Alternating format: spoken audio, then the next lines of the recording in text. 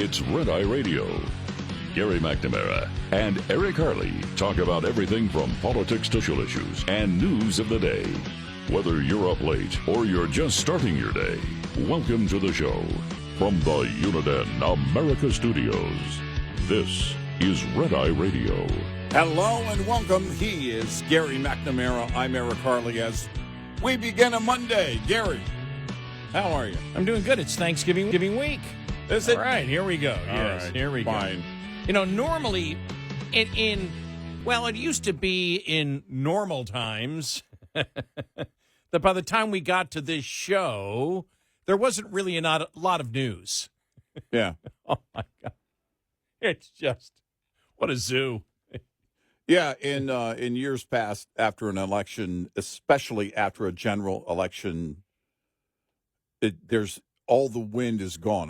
It takes all the wind out of the room for usually the holiday season.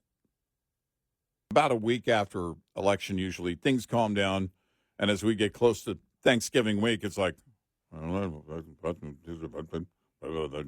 nothing going on. And now, the good thing, first of all, is that Trump is hitting the ground running with his incoming cabinet, whatever that ends up looking like. And the media is just losing their ever-loving minds. Their ever-loving minds. I don't know. Are they trying to set a new record for legal notes there at The View? Is that what's going on? We'll get to that story a little bit later on, but 4 legal notes on Friday. 4.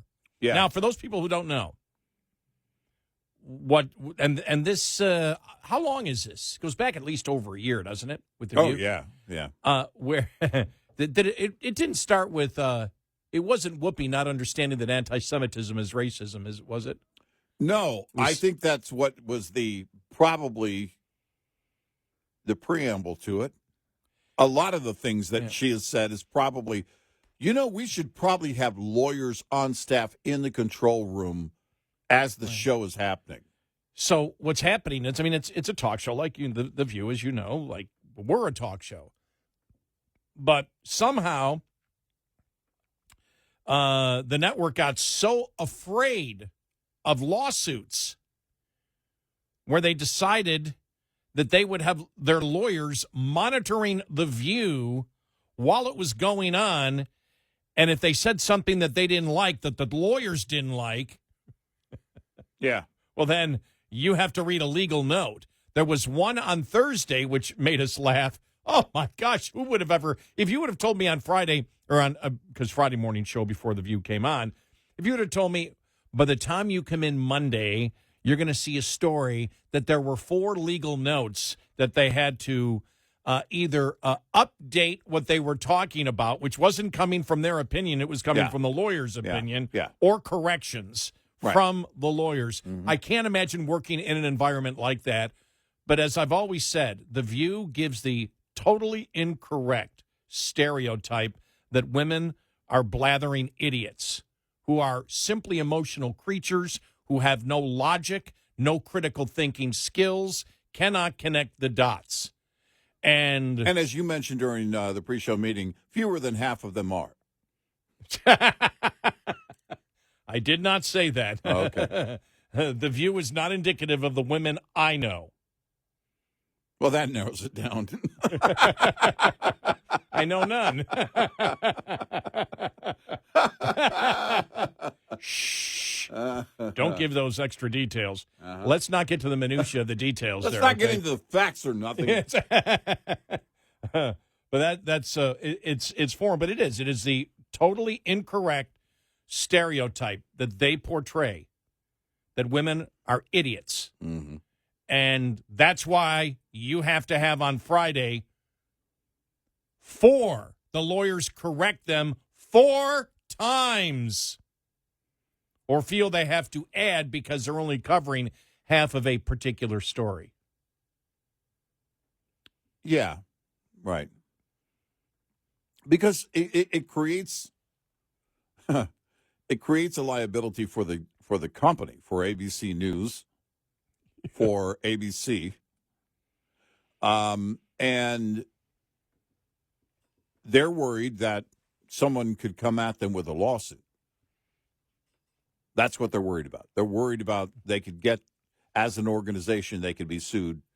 You think about the software company that went after Fox News, and the settlement was $787 million. Mm-hmm. It's a massive chunk to have to pay. Now, it's why you would have to go through 4 in one day. I think they were angry about the first one, or the one that happened the day prior. On Thursday? Yep. Yeah. I think they were angry. Sonny, first of all, Sonny's always angry. She's never happy. She's never sunny. She's never happy. And I think, the problem they're going to have, if you're talking liability, is if this is now going to turn into a moment of defiance with the cast there, then you could argue if a person or an entity feels like that they have done them harm by repeating things and knowing, well, we'll just have to issue a legal note. Well, but you're doing it in order to do damage anyway. It's like the correction that is always back in the day when people read hard copies. For those under the age of 80, newspapers used to actually be on paper. And they would issue the correction in the back of the comics page. Calvin and Hobbes would actually issue the correction for you, and nobody would see it. Nobody paid attention to it. And with something like this, even though it's happening on the fly and it's happening in real time minutes after it happens, you could probably still make the case, depending on if it kept targeting one person or one entity. Hey, they keep going after us in this way, knowing they're only going to get a legal note as a slap on the hand. Well, to look at the one on Thursday, for example, because we covered the one on Thursday, and coming from an actual legal point of view when it comes to defamation, when you're a public figure, the standard is way higher. Mm-hmm. What the legal note was for them on Thursday is was it Gaetz or was it Hegseth? I don't know which one was it Thursday. It was Gaetz. Yeah, okay, yeah. Gaetz. Yeah. Well, they said here are the allegations against. The allegations are he did this, he did this, he did this, he did this, he did this, and that was it. They didn't say he and his lawyer have completely denied that he said that. That's what the correction was. Mm-hmm. Well, that doesn't rise, from what I know, to the level of defamation. Because he's a public, you're just leaving out part of it that he denied it.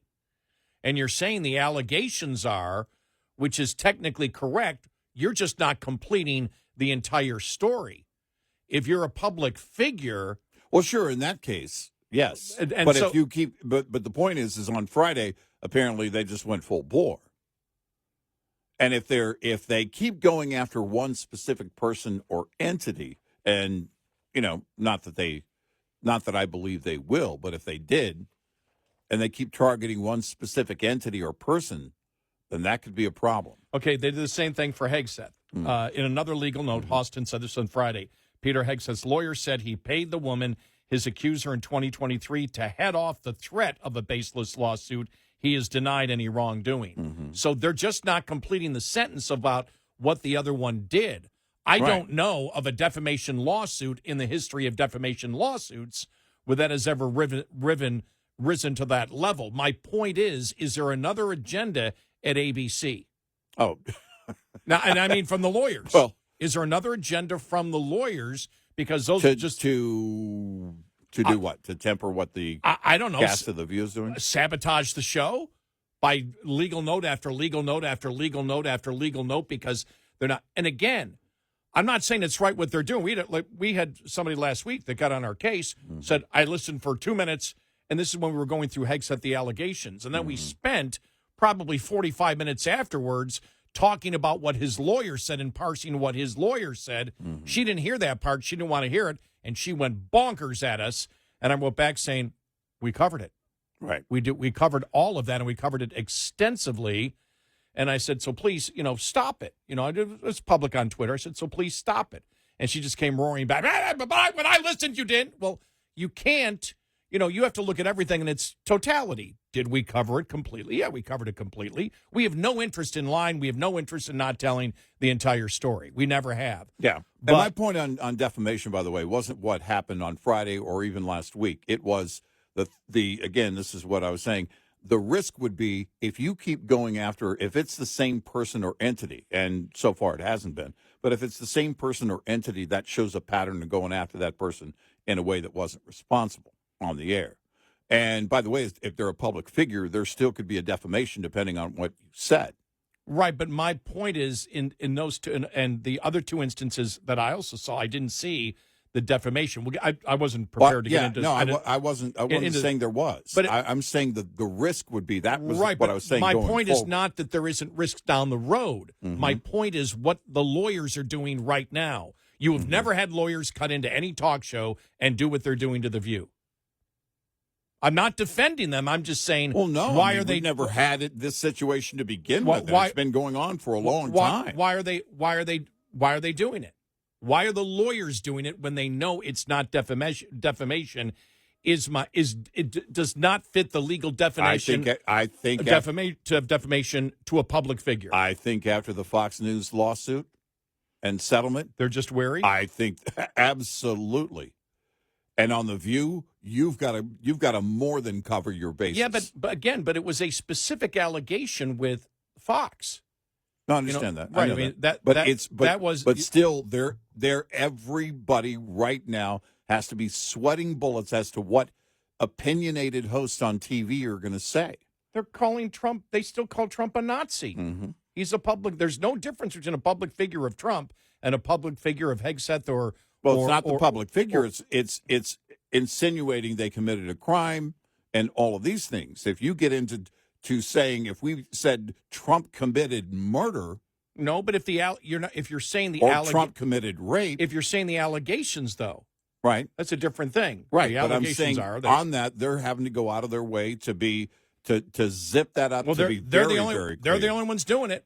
Well, nobody else is doing it. Nobody else is doing it on any talk show in the United States. It's The View. And again, I'm not defending The View. I want to make this. I'm going to get you guys. You're defending The View, Gary. Yeah, I'm not. Yeah. I'm not defending The View. What I'm saying is, is there something going on inside of ABC where they're trying to destroy it, where they're trying to destroy The View?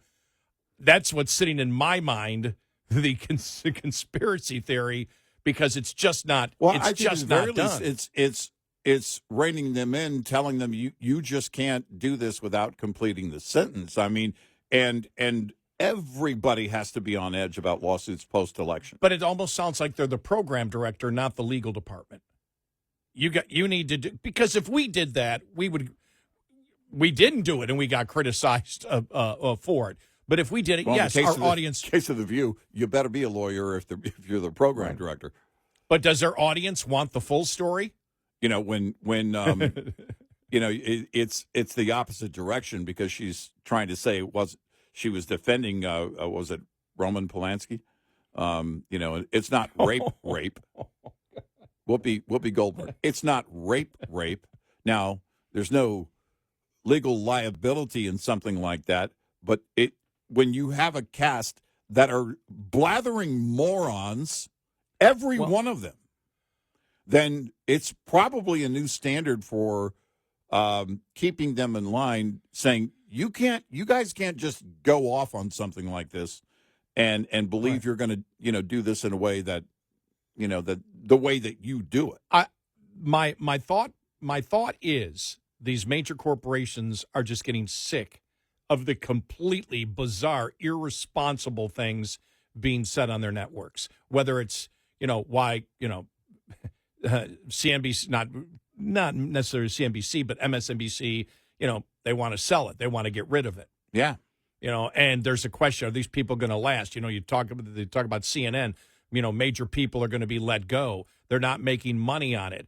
But if you listen, for example, to a MSNBC or The View, you're going, these people are nuts.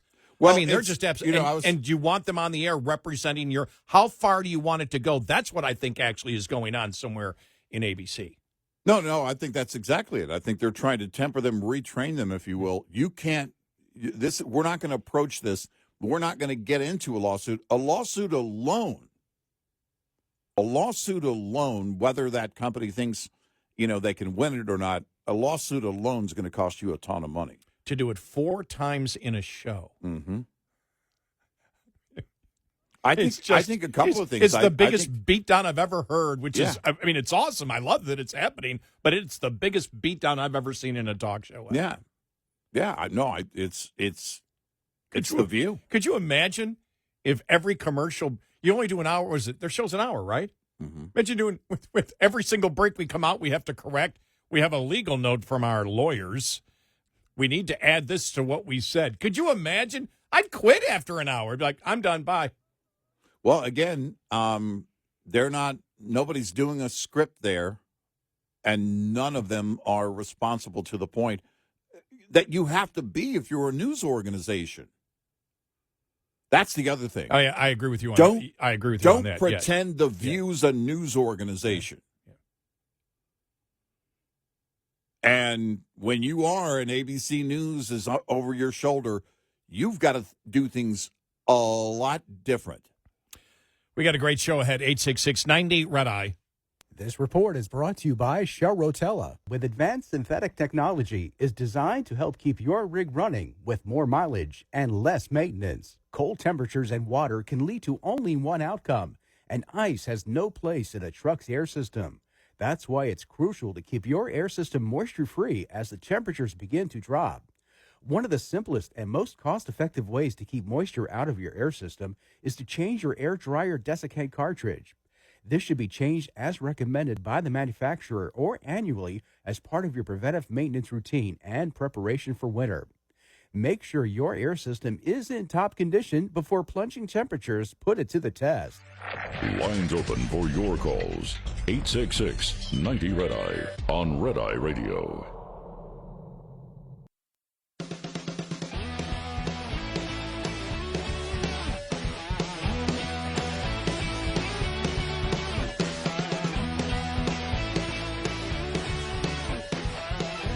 It's Red Eye Radio. He's Eric Cronin. I'm Gary McNamara.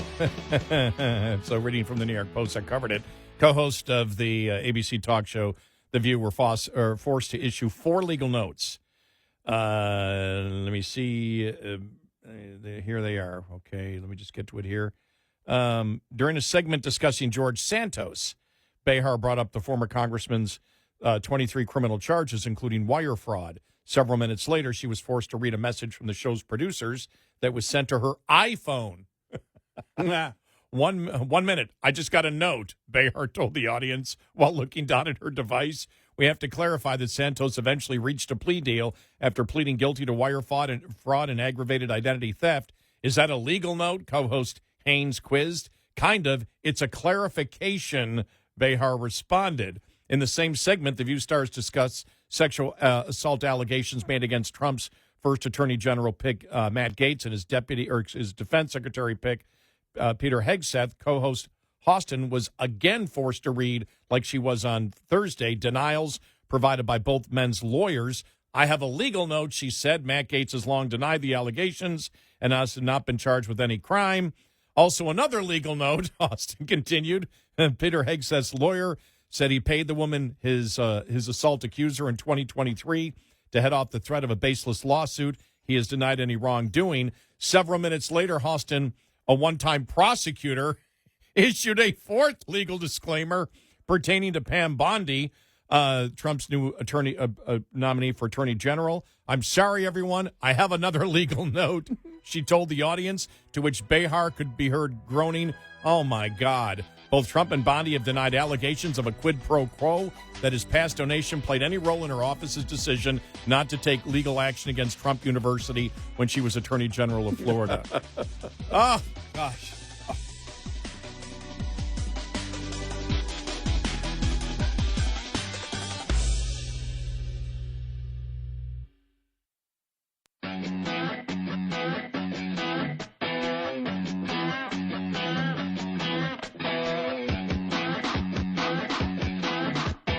You're listening to Red Eye Radio from the Uniden America Studios.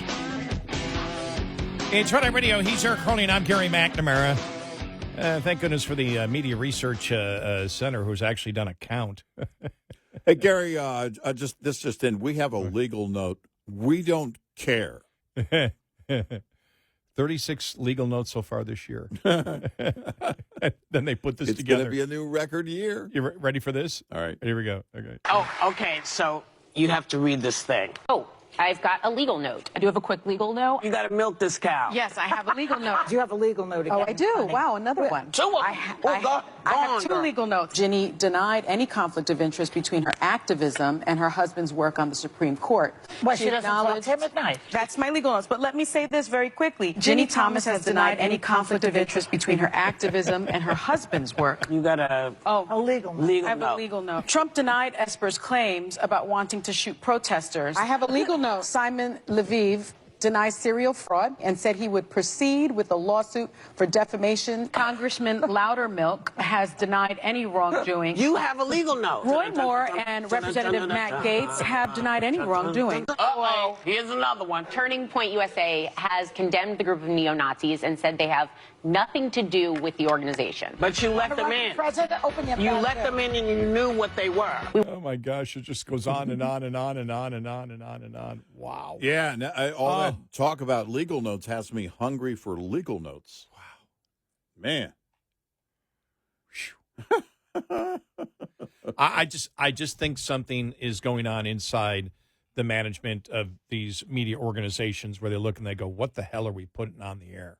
Well, I really do. I really think that's there's somebody in there as we move away slowly from the DEI mindset that has invaded so many of these companies, and when you see, for example, what is on MSNBC, because on MSNBC is much worse than what they ever do in The View. right. They outright lie I constantly. really think it's a big driver as to what is why they're doing a spinoff. I really do. I think Comcast must see that as a liability. If they don't, they should.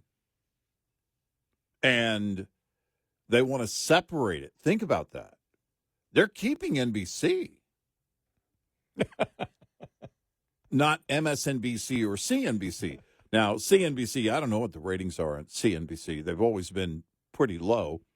I mean, it's basically people keep them on in the background on the TV so they can watch, what's going on in the markets. But it's not something you tune in for hours a day. You're really not getting your main news. But I think especially with MSNBC, there has to be a concern. That's a great liability. And you're not, and what do? You're going to fire everybody there? Who are you going to get to replace them? Matt Gaetz? He's got a cameo gig. Well, here's, you and I talked about who was it? I think you did the story. You had told me about it. Who was it who said that the nightly news shows aren't going to be around in 4 or 5 years? Actually, it was Jimmy Kimmel was saying the late night talk shows won't be around. He thinks in about 5 years or so. They all went political. Yeah. Full on. And you think about The View. The View has gone outright, bat soup, liberal crazy. Yeah. Yeah. Is that what the morning audiences actually want? I don't believe so, but I think on top of that, it's hard to predict what the trends are going to be. When an audience becomes fickle, and I mean the general audience for consuming any media, when they change their minds and change their habits, their viewing habits, they change their routine for whatever it is, whatever product they're consuming off TV, then it's over. They don't come back. It's rare that you see, a surge. They're already seeing this, the evening news is down to next to nothing. Yeah. And you have to decide, you have to decide what you are as a news organization. And The View is part of ABC News.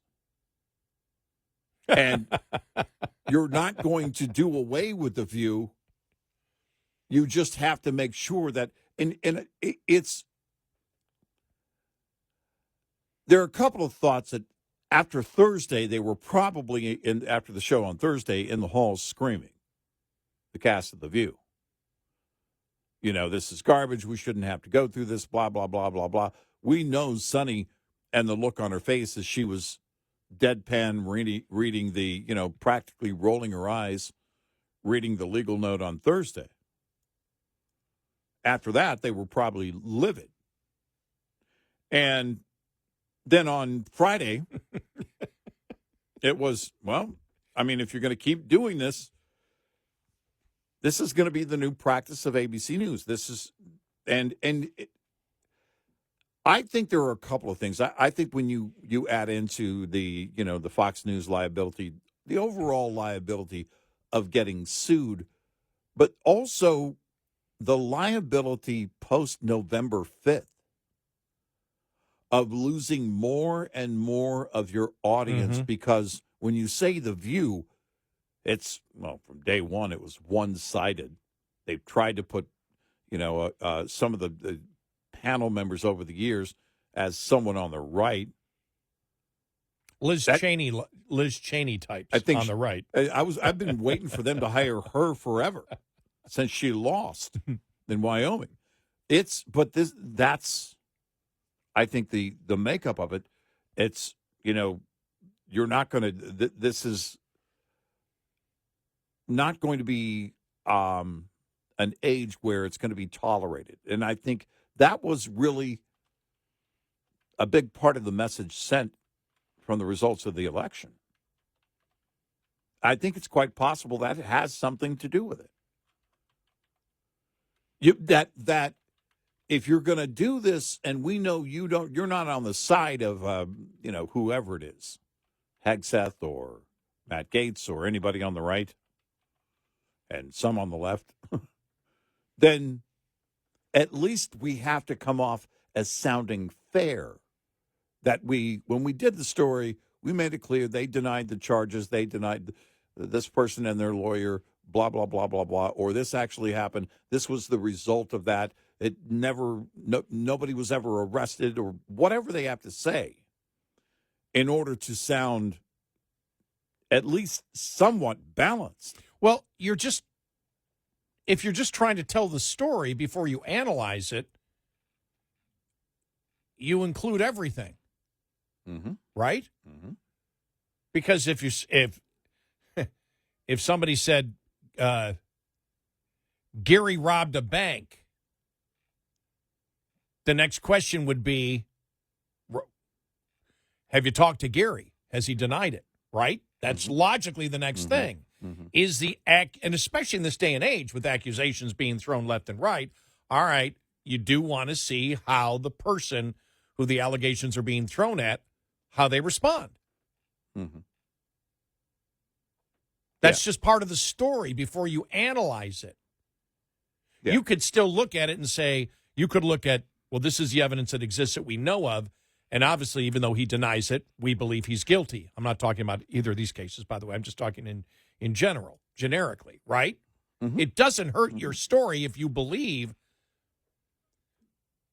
but if your point is not to tell the truth because you look at something and you say, well, I'm only 60% satisfied with this story. If I leave this out, I can convince the people listening who are ignorant and really know nothing about this that he is much more. There's much more evidence that exists out there, and just pretend he hasn't said anything on it, whoever the target of the allegation is. Mm-hmm. That's the only thing that I can think of. That's what's sitting in your mind. Yeah, I think there's that. I think there is from the lawyer standpoint, there is that that legal concern, and from programming standpoint, if we're going to present a story, we present everything, and you tie that bow on it at the end. By the way, which isn't difficult to do on the fly. You talk about it, and then say, we want to note that so-and-so's lawyer and so-and-so denied the allegations and no charges were ever filed. You include that somewhere to make it clear where whatever situation it was ended up. And if you're a news organization, that's what you have to do. And I don't know that they've ever done that on The View. Maybe they, look, I don't watch it. I go out of my way not to watch it.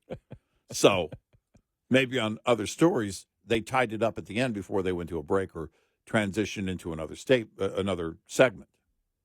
I don't know. But they should. Are you going to talk about, so-and-so? And they do this in a way that clearly is not scripted. Sometimes you'll see Whoopi reading something, to intro somebody, a guest or something. But it's not scripted.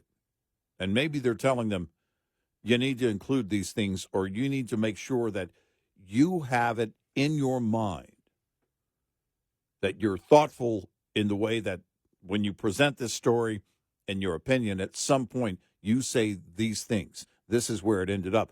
Because the thing is I don't think they,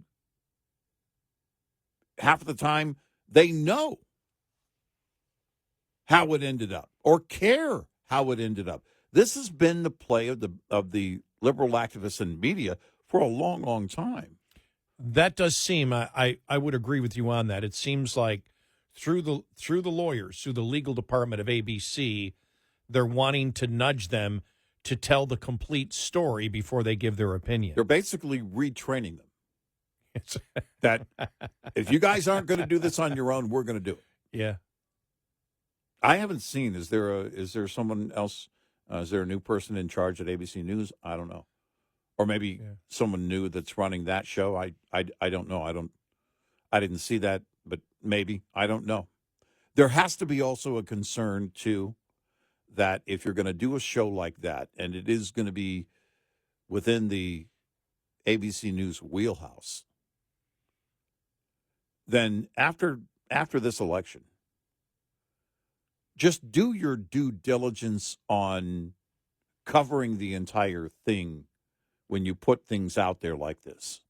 That people know you don't have to agree with a Matt Gaetz or a Hegseth or any of them, or Trump or any of them, but when it comes to situations like this that are specific incidents, make sure you seal it up so the audience knows at least you did your due diligence there. Are you saying that ABC may be looking at this trying to think, well, maybe we can save The View, and Comcast is going, to hell with NBC, they're lost. No, that's exactly what I think. That's exactly what I think. There is no saving. What are you going to do? You're going to put on... There's not enough lawyers for Joy Reid. They don't exist with as many lawyers as we have. You still don't have enough for her program. 866-90 Red Eye. Get in touch with Red Eye Radio, toll free at 866-90 Red Eye.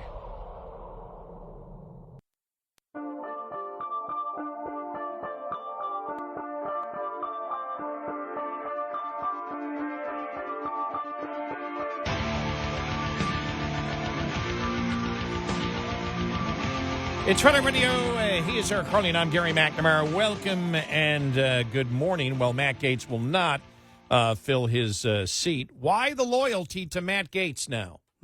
Why would anybody be loyal to Matt Gaetz now? Yeah, I don't know. All the loyalty that we showed. He could still be in office and help with the Trump transition. Mm-hmm. He ran for office and won. Yep. Why is he dropping out? He promised to serve his constituents by running again. People put in campaign money. Right. Why isn't he going into office? I noticed that immediately last week. It was just a couple, and then people went, oh, okay. Well, how come DeSantis isn't having a special election sooner? They're doing it as quick as they can by the law. That's the quickest that they can have it by the Department of Elections in Florida is April 1st, a special election. Right. There's actually a law that dictates it. And the blame was, see, DeSantis isn't. It's like, then it went away when people found out. But I've not seen the loyalty to Matt Gaetz, even on X over the weekend. That disappeared very quickly when he said, no, I'm not going to run again, and then went on Cameo. Why? Why the loyalty or why? Why should anybody show loyalty to Matt Gaetz now? I don't think you should. I don't think there's Right. any reason to. Right.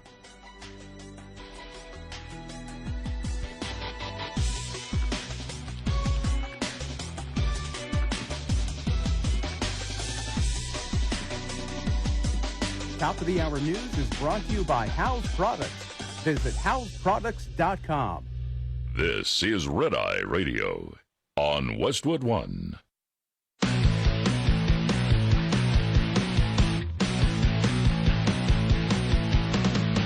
Now, it's Red Eye Radio. Gary McNamara and Eric Harley talk about everything from politics to social issues and news of the day. Whether you're up late or you're just starting your day, welcome to the show. From the Uniden America Studios, this is Red Eye Radio. All across America and around the planet, we are Red Eye Radio. He is Eric Harley, and I'm Gary McNamara. Welcome. Good morning. Thank you so much for being here this morning. As always, Thanksgiving week we are. And the best thing is, when I travel tomorrow night to go see Dad, my flight's coming in from Mexico, so should have no snow problems. All right. Good. Looks like it's going to be, did you see it's going to be down, 32, I think, on Thursday? Yeah. Yeah. Right. Yeah. 32 here. Yeah, it was 80, 81 yesterday. It's supposed to be 83 on Wednesday. Mm-hmm. The last I checked. I don't know. That could have changed. And then down to 32 by the time we get to Thursday here in the Dallas area. Right. Has it changed at all? Let me just see here. Okay, they got it now, 36. 80 and 47 Wednesday, 54, 36. So, yep. But, getting ready to see Dad. The important news of this week is I got the call from my sister. For the third year in a row, I have to help my dad with his mashed potatoes. I didn't know if he wanted to make them, but he's sort of the captain. He's the taste tester. I have to make the mashed potatoes. Right. So just so you know, he will oversee the process of it all. Remember, I had to put the video together a couple of years ago of my father sitting in the kitchen. Right. Let me say, okay, a little bit more milk in there, Garrett, could you? And yeah.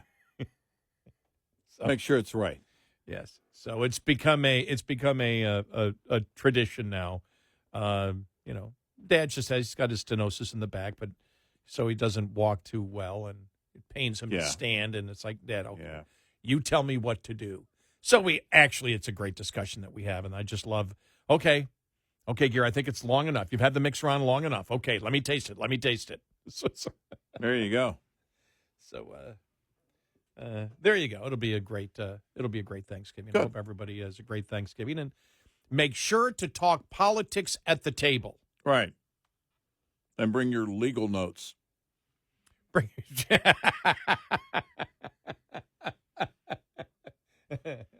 And maybe cast of the view at the Thanksgiving table. Okay. All right, Mom, I have a legal note to read. And maybe just to take it from A Christmas Carol, a little toast to the founder of the feast, Mr. Trump. Try that one. Mm-hmm. See how that one goes. Yeah, why not?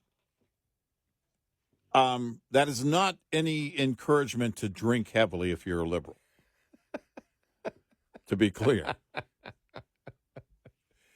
Drink responsibly. Don't drink and drive. We're the station that cares. I just love how they get into it. I wouldn't have it. No way. I don't think people should go out. And I've never given out advice. People are smart enough to do what they think they should do. Do what? What advice? I'm not going to sit.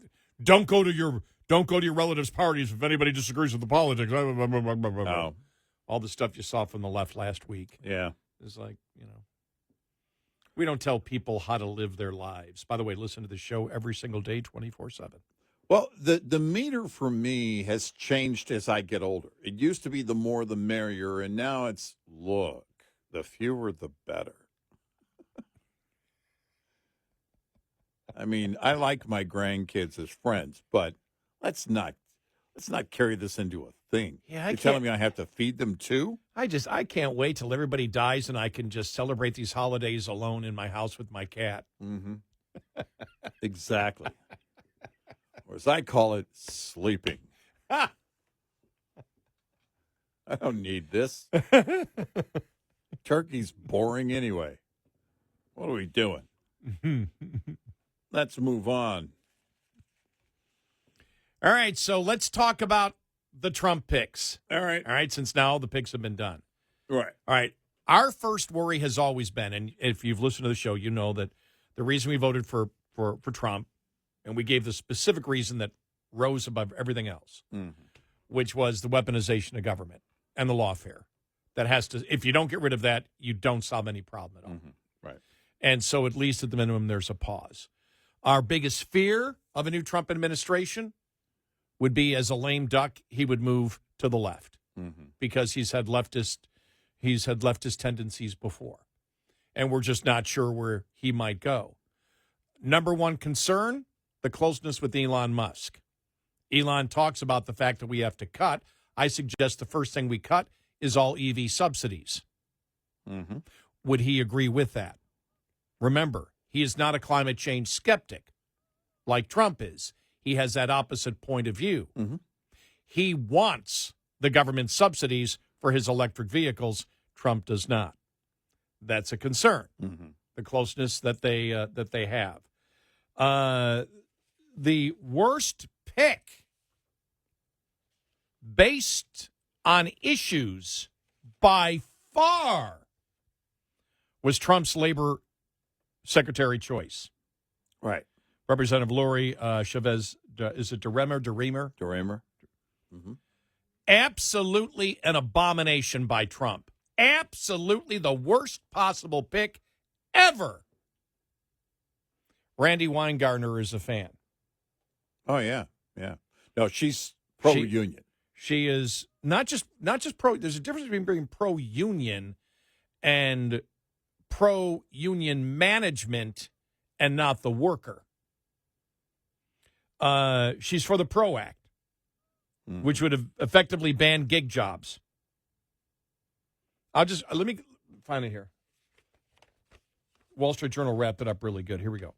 The PRO Act would effectively ban gig jobs and codify the Biden National Labor Relations Board joint employer standard, which would upend the franchise business model and contracting arrangements to make it easier for unions to organize workers. The result would be less autonomy for a franchise and small businesses that contract with bigger firms. The PRO Act would essentially return labor relations to the days before the 1947 Taft-Hartley Act, when strikes were rampant and labor mobility was harder. It's a pro-union but anti-worker bill. It gets worse. She backs the misnamed Public Service Freedom to Negotiate Act, which would require all states and localities to collectively bargain with government workers.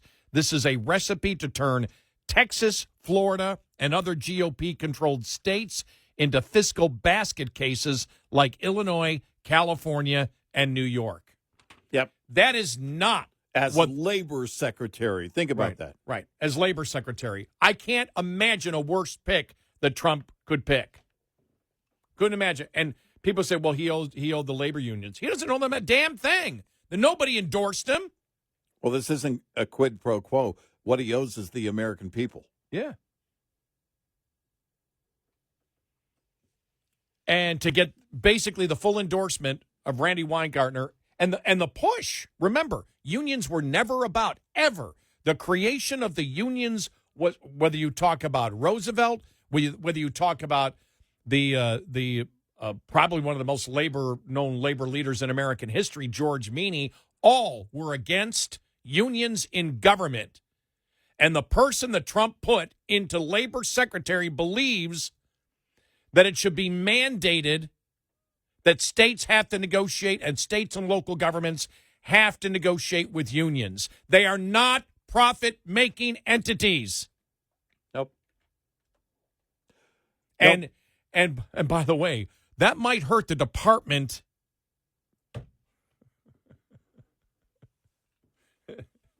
The Department of Cutting. Yeah. Yeah. And so would be, and that's the other thing, my concern with Elon Musk, that he wants, you know as well as he does, we all do, he wants those taxpayer subsidies to remain for electric vehicles. Oh, yeah. Story the other day, despite lackluster consumer interest, automakers are now asking Trump to keep the EV mandate in place. Yep. And there's Elon Musk right in his ear telling him that's what we want. Mm-hmm. Yeah, you want that because it's going to do good things, Right. blah, blah, blah, blah, blah, blah, blah, blah, blah. Right. And government should be forced to deal with unions. Right. Yeah, you're going to have a great time cutting. Where the hell are you going to cut? Huh? Well, windmill subsidies, why wouldn't they also be in play? Right. Let's keep subsidizing to no end. You know, you and I have talked at length about, the entire effort now with Elon Musk and Ramaswamy to cut the federal budget. We also talked about the fact of, Congress now getting involved in it. Mm-hmm. And, MTG as now the leader of it. She's the last one that I want as the leader to cut in Congress to begin with. It's because this is, in my mind, the best we're going to do. The most that's going to get done is a public awareness campaign. Yes. Except she'll be the face of it now. Yep. And I expect Ramaswamy to be out there talking, but nobody will be in front of the cameras more than her. I want the face of it to be Ramaswamy and or Musk, if Musk really wishes to cut, which means subsidies for things like EVs go. If he doesn't believe that, then I don't believe he really wishes to cut. No, and I don't expect to see that on any list of theirs. Right. We'll see. But that's what the first thing that has to go is the government. His position because at Tesla would be a problem. Yeah, well, I mean, that would be a problem for him personally, unless he gives that up before. If you believe the government's role is to subsidize products that the people of the United States don't want, that the government is forcing upon them, that most Americans can't afford, and so to make it so Americans can afford it, other taxpayers must pay for it, and you're the leader, one of the co-leaders of cutting all wasteful spending in the government, and you're for that, sorry, you have the wrong philosophy. Yeah, I don't see that from the beginning. Yeah. I saw that as a problem. Yeah, we said that early on. Yeah. So it really will be the pork book all over again, most likely. That's what we've seen so far. Just throwing these little things out there that are ridiculous.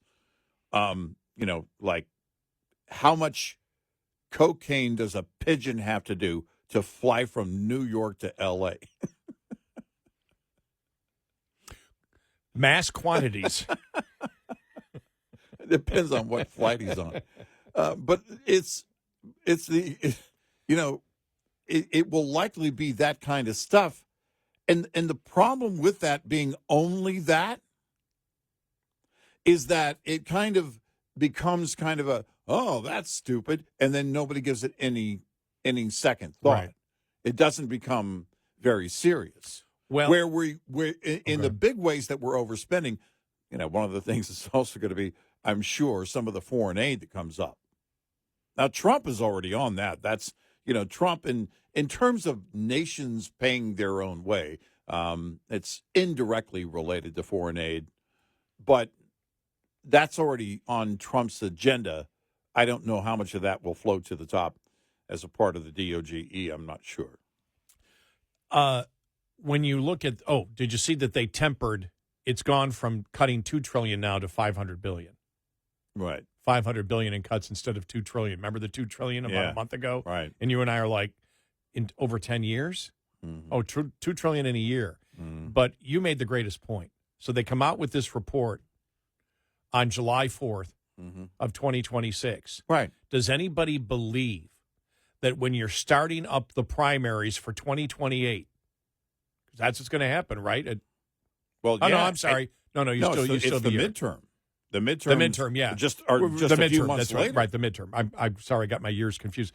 The midterm coming up. If you think they're going to enact a $500 million or major tax cuts before that, and then after that, you're leading into the year of the next presidential race that the Republicans want to win, and they're going to cut anywhere between $500 billion and $2 trillion from the budget. If you think Congress is going to do that, well, then forget about pesticides being in our foods. We need to get the hallucinogenic drugs out of our food. Well, it will be. There's no way you can do that. You can't say we're going to slow the growth of spending. Yeah. Right before a midterm or before 28 and expect to win. This is going to be a public awareness campaign. That's all it's going to be. And hopefully it will get people talking about it. I don't know that it will, in my lifetime, ever rise to the point of actually making cuts. I don't believe it will. You'd have to work very hard to make me see that. In fact, actually, you wouldn't have to do anything. Congress would have to make me believe that by actually doing it. I'll believe it when I see it. It's not going to happen. I love the idea of pointing it out. The public awareness campaign, you're going to get people talking about it. You will never get anyone who's on the ballot in 26 at the midterm. The ones that control the purse strings in the House, and they're all on the ballot. And you're not going to and 60 in the Senate. And you're not going to get them to do that. And if you're not going to touch, say what you want about the wasteful spending in defense. Defense spending is only going to go up under a Trump administration. Mm-hmm. So if you can't cut defense and you can't cut Medicaid or Medicare, what are you going to cut? Right. The populace will scream, foreign aid. You're also not going to cut much foreign aid. Right. You're not going to cut, yeah. That's not going to happen. Not going to get you where you need to be. No. Even if you cut all of it. Right. And that won't happen. Right. Because America, under any president, will wish to buy influence. We need access and influence. And they'll never do it. Not going to happen. Now, by the way, we want the cuts. We're just like when we told you what the Supreme Court would do in 2020. We're just telling you what the makeup of the current government is and what it will be for the next 20 years, 30 years. Right. Could change after that, but yep. I doubt it. 866-90 Red Eye. Brought to you by FPPF, Fuel Power Max. After fuel, an owner-operator's second biggest variable cost is tires. To save, get as much life out of them as possible with good habits. Maintain proper inflation. It's free and easy, yet it's the highest saving maintenance you can perform on the truck. Improper inflation is by far the greatest reason tires fail early. Perform routine maintenance. If a technician can by hand initiate irregular movements in tie rod ends, kingpins, wheel bearings, and torque rods, that spells trouble. Fight irregular wear by replacing suspension components. On the steer axle, change your shocks at least as often as you change your tires. On the drive axle, replace shocks halfway through the tire's life, and when the tires are changed too. Finally, employ good driving habits. You have full control here. More conservative driving over rough surfaces helps reduce wear. Speeding, hard braking, curbing, and tight turns cause tires to wear fast. On the other hand, steady acceleration, braking, and steering can extend the life, saving a bundle. Owner-Operator Business 101 is provided by Overdrive's Partners in Business program. Go to overdriveonline.com to the Partners in Business section on the website for more details on this and many other topics. Brought to you by Shell Rotella. With advanced synthetic technology is designed to help keep your rig running with more mileage and less maintenance. We'll be right back with more Red Eye Radio with Eric Harley and Gary McNamara.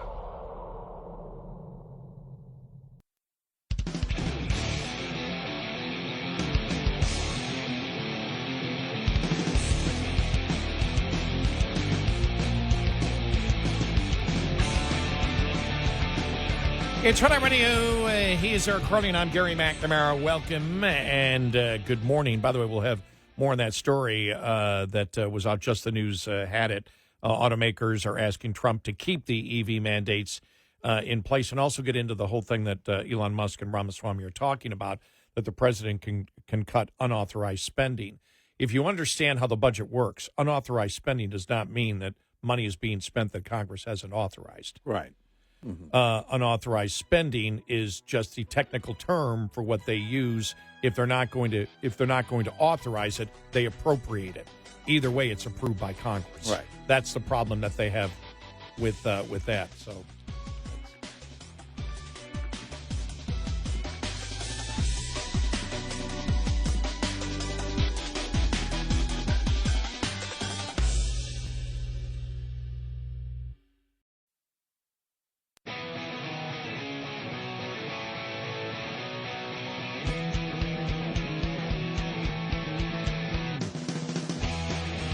On our website, RedEyeRadioShow.com. Show info with stations, podcasts, and more. Red Eye Radio.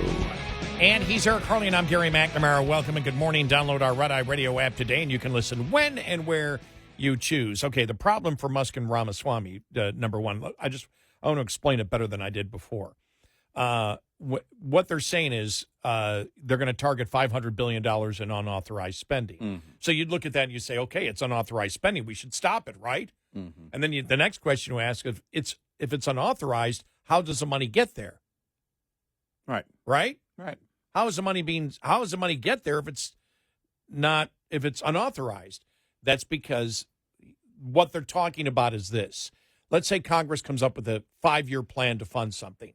Mm. And after the 5 years, they don't renew that part of the legislation, but they renew that we're still going to appropriate as Congress this money to that organization. Mm-hmm.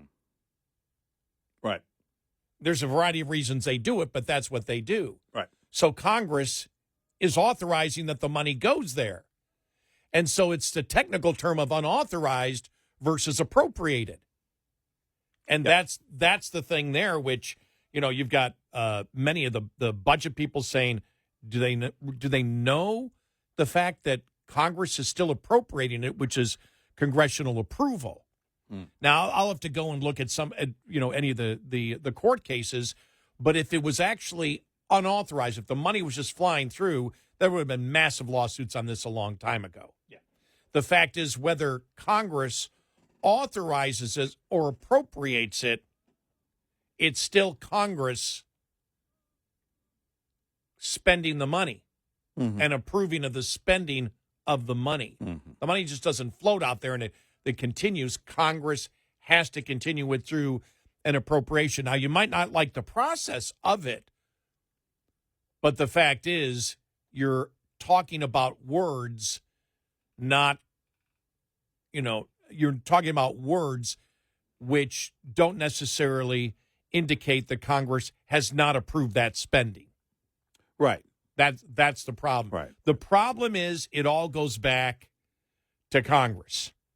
You can have Ramaswamy and Musk come up with this list. You can have Trump say, I'm going to cut all of this. The courts will get involved. And the final decision will eventually be, if Congress has appropriated it, it's not unauthorized.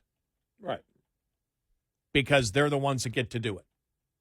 And that's the problem that they have. And that's why Eric and I have said it. We've been criticized for it. But there has been no two people on the radio over the last 30 years that have advocated that we've got to cut government spending. We're just saying, I don't want it to be a dog and pony show and a circus of all this great stuff that's going to be done, and then it's used against Republicans later on. To be honest with you, it doesn't take a year and a half and the artificial date of July 4th of 2026 does not need to be the date that they come out with the report. They could do it sooner. There's part of the show, the awareness show of it, which is necessary. I think it's necessary to do that. No, I think it's in fact great and that's all I expect to come of it. I think it's a great thing because hopefully what it means is if that awareness campaign is strong enough, eventually there is the political will to cut spending.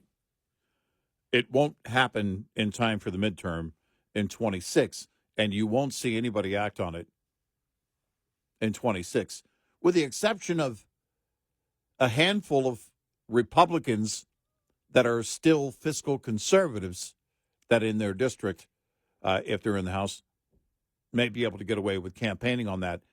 But it won't be this huge swell of GOPers. It just won't.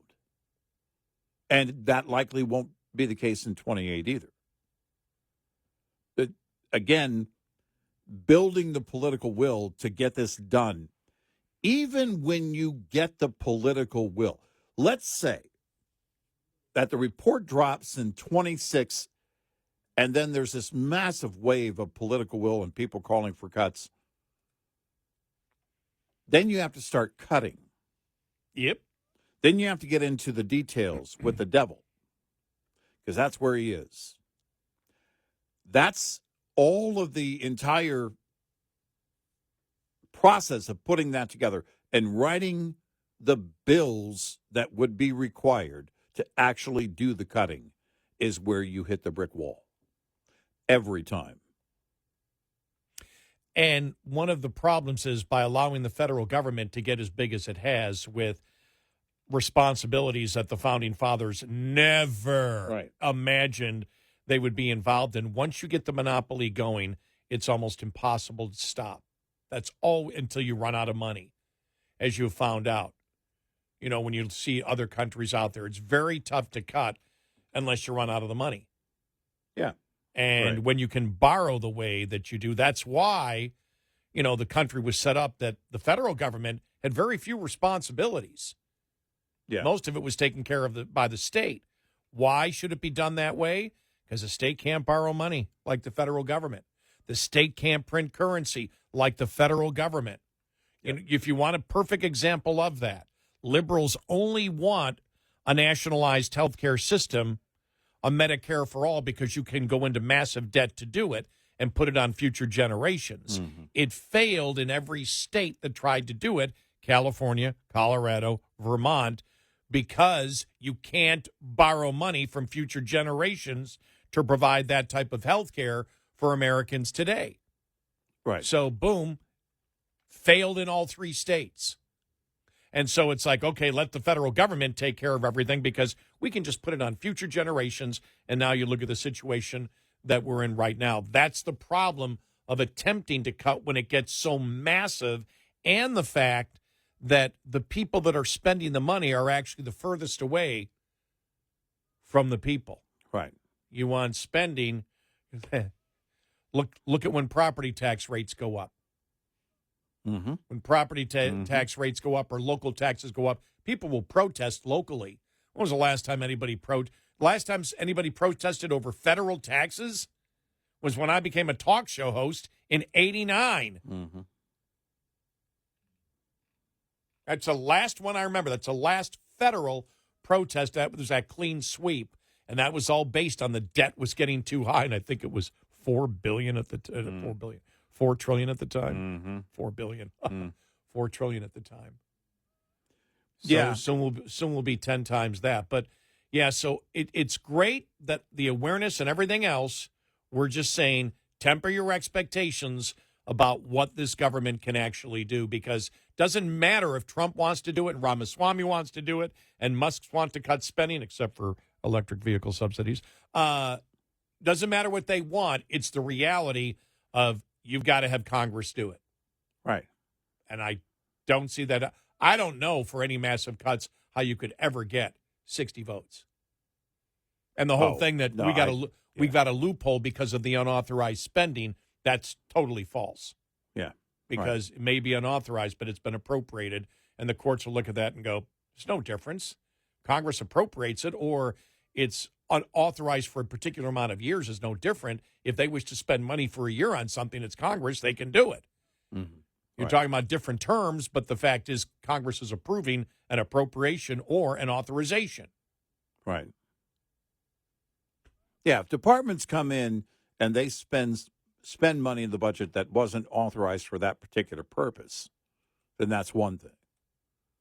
And, again, then you're going to have a legal battle, by the way, now it's not going to happen in the Trump years, but we've seen, in the Biden years, you've seen departments take money that, okay, we'll take money from over here. But once you open that door, you start having the legal debate about unauthorized spending. Well, yeah, because you've seen it with Biden and the student loans. Right. Student loan forgiveness. Where's this money coming from? Right. You don't have the authority because to take money and do this. Well, this is our interpretation of, and then they went to the Department of Education. Well, no. You don't have the authority to do that. And politically, you want to get into that. That is something that helped Trump win, in terms of, and I think the student loans thing is a perfect example of, taking money and also taking authority where you shouldn't take, where you don't have it. That kind of spending, I think for a lot of people is more about the authority because nobody was concerned about the spending, our audience notwithstanding.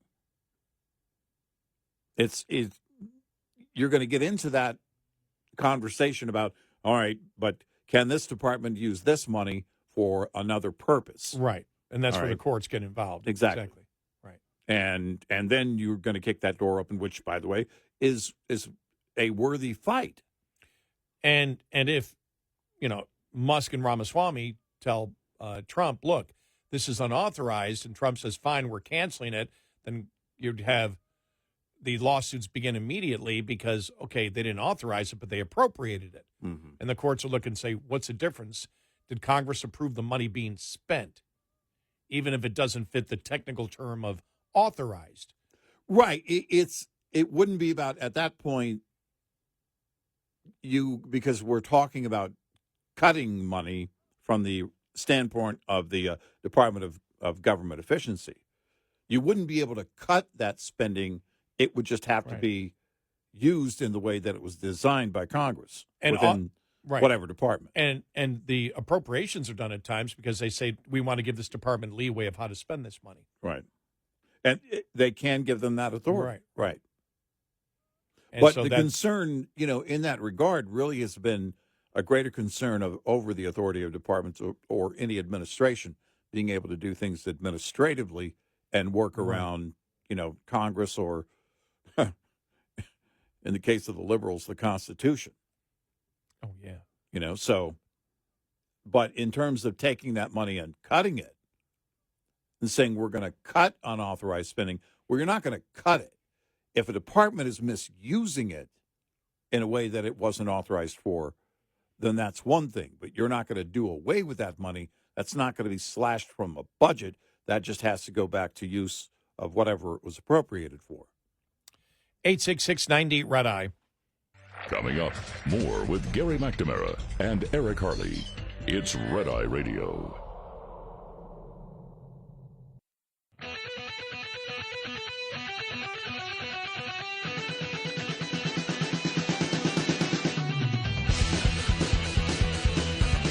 It's Red Eye Radio. He's Eric Harley, and I'm Gary McNamara.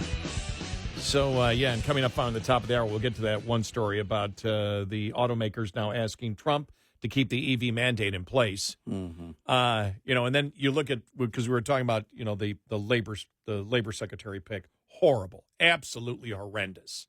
I mean, I can't believe that he did that one. Also, the tug and pull that you're going to have between medical people. It came out, the videos over the weekend, Dr. Oz talking about the fact we need to copy China's COVID lockdowns. That one you've got the Surgeon General nominee who was talked about, back a couple of years ago, vaccines for, younger kids, masking up more, much more that way. And then you've got, RFK Jr. It's like, oh, okay. But then what's his name? Markery for CDC. That's a great choice. Yeah, right. I really like, but you're going to have a pull because he's pulling people in that have had opposite opinions on what happened during COVID. Yeah, I mean, when you look at like Lori Chavez-Remer for Secretary of Labor, I wondered, the first thing when that was announced, I wondered, what's the head count on that in the GOP? It would be on the issues. Yeah. I don't know of any accusations or anything against her, but on the issues, it would be a very strong. That's in how she's acted. Yeah, she's a Republican. I don't care. When you're trying to push union in states where the unions don't have that kind of control, and you're going to be labor secretary, I've got a great concern. Mine would be a hard no. Oh, and I just absolute wonder hard no. what the head count would be going in, again, based on the issues. She's the worst nominee of anyone on the issues. Oh, on the issues, yeah. Right. By far. Worse than RFK Jr. Yeah. Because we know exactly what she thinks.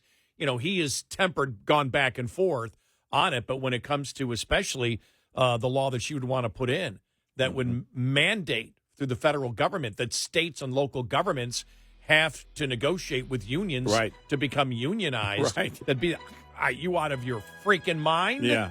No way. That baffles me completely from Trump. I have no idea. When that came up last week, I go, he's not going to pick her. And here we are.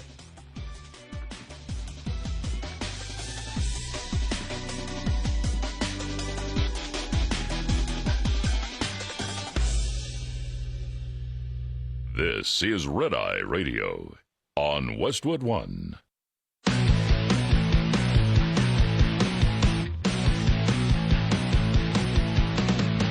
Now, it's Red Eye Radio.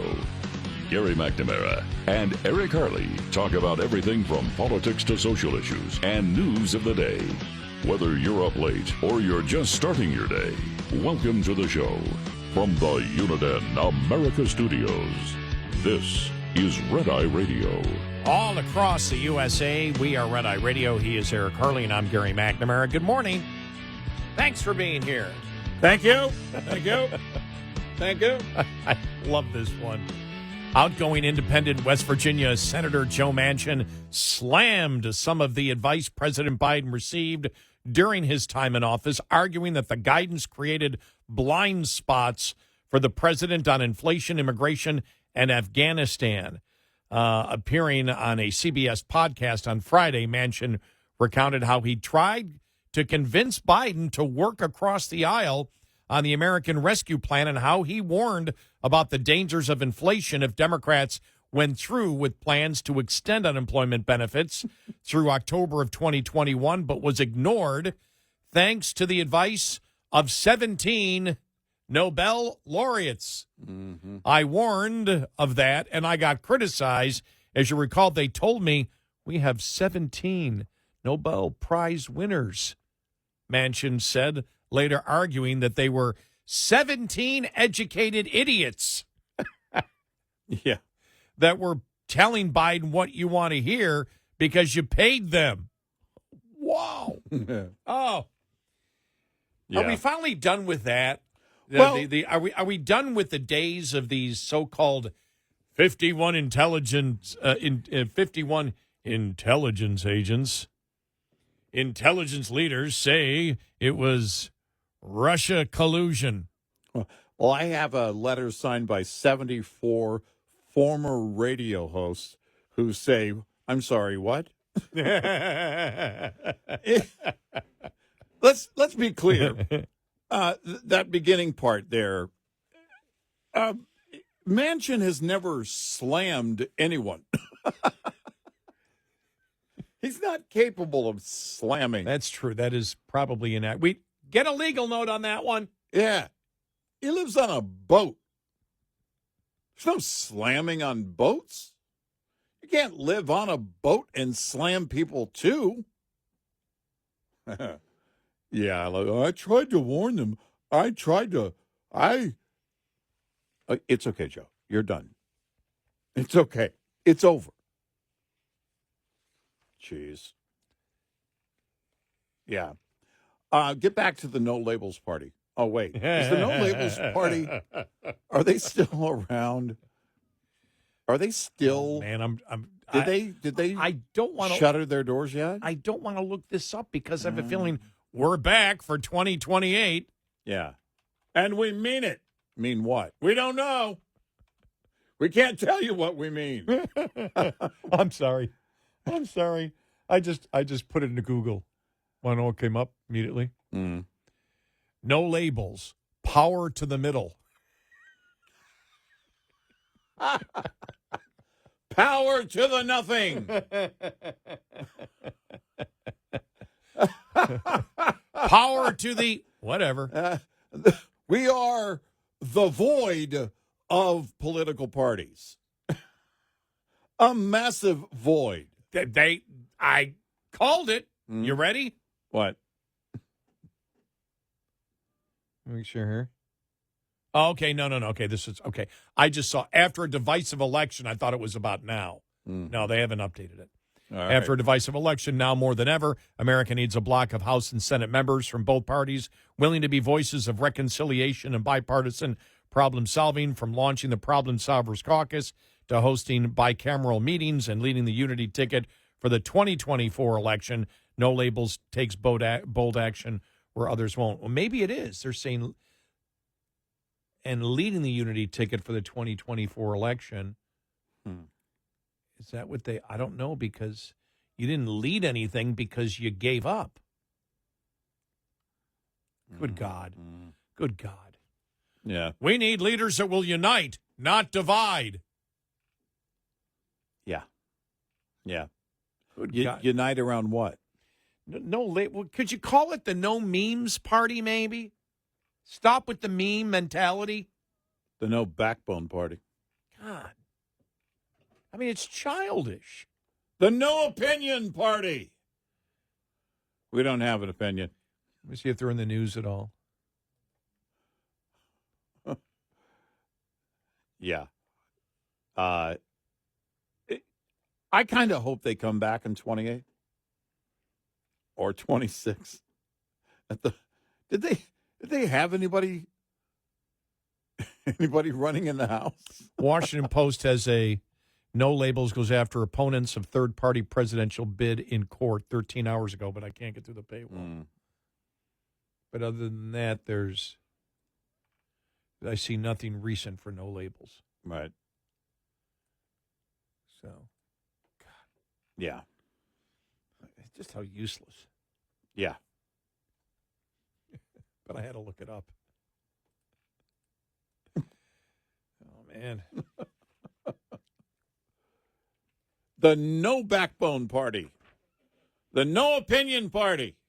We hereby issue no opinion. They don't have any. They don't get legal notes because they haven't said anything. We don't really have any need for lawyers. We never take a position on anything, so we don't have to. There's no legal note. There's no legal notes at all. If you vote for us, you can guarantee we're never going to have any legal notes at all left That's of right. you. That's right. Why? We don't say anything. We pledge to America to never have to clarify anything. Seriously. It's the entire point. I wondered what drug I was on that day we came in here, and it was like the No Labels Party. Well, no, we're not going to endorse any issues right now, because if we endorse any issue, that might make you not consider the No Labels Party. Yeah, you would actually give us a label. We'd start getting labeled, and we're the No Labels Party. I could not believe that adults were actually doing that. Yeah, right. It seriously is like walking into a grocery store, and none of the cans on the shelf have any labels on them. Well, what's in them? We can't tell you. But we really want you to buy them. Yeah. I don't. I don't know how they lasted as long as they have. I don't know. And who comes back around? By the way, they had people within their organization that had run before. I mean, we talked about Lieberman, but they weren't going to run as no labels. They didn't have any. They couldn't find a candidate. Okay, here's the tell. When Joe Manchin says no thanks to the no label party, you know you've got a problem. It's that's how bad it is. And, we've gotten to the point where we have like 14 third parties. You can't. It's every time we get through an election cycle, it throws a seed out there in the middle of the field, and all of a sudden, boom, sprouts up a new third party. Well, get in line. I mean, the Democrats are looking at that now. You have some in the party. It won't be many. I just want to read this. This is the worst headline of the weekend. All right. You'll miss having Joe Biden to kick around. Newsweek. Yeah, really? No. Not really. I don't even know what that means. I don't know who's going to miss it. I don't. I just saw the headline. It's like Newsweek. I was going through the different headlines, just seeing if there's anything interesting. And that one came right out at me. It was like, oh, okay. Yeah. I don't know of anybody who will miss. Democrats aren't going to miss him being around. No. GOP's not going to. Nobody really. Look, when the votes were coming down on certain issues and the Democrats wanted to go after, well, one person shouldn't have this much power. Well, wait a minute. Why didn't your party, again, why is it that your party doesn't get the blame, the entire party get the blame? Well, it's just one person. Actually, it's not. When it's John McCain, he's a maverick.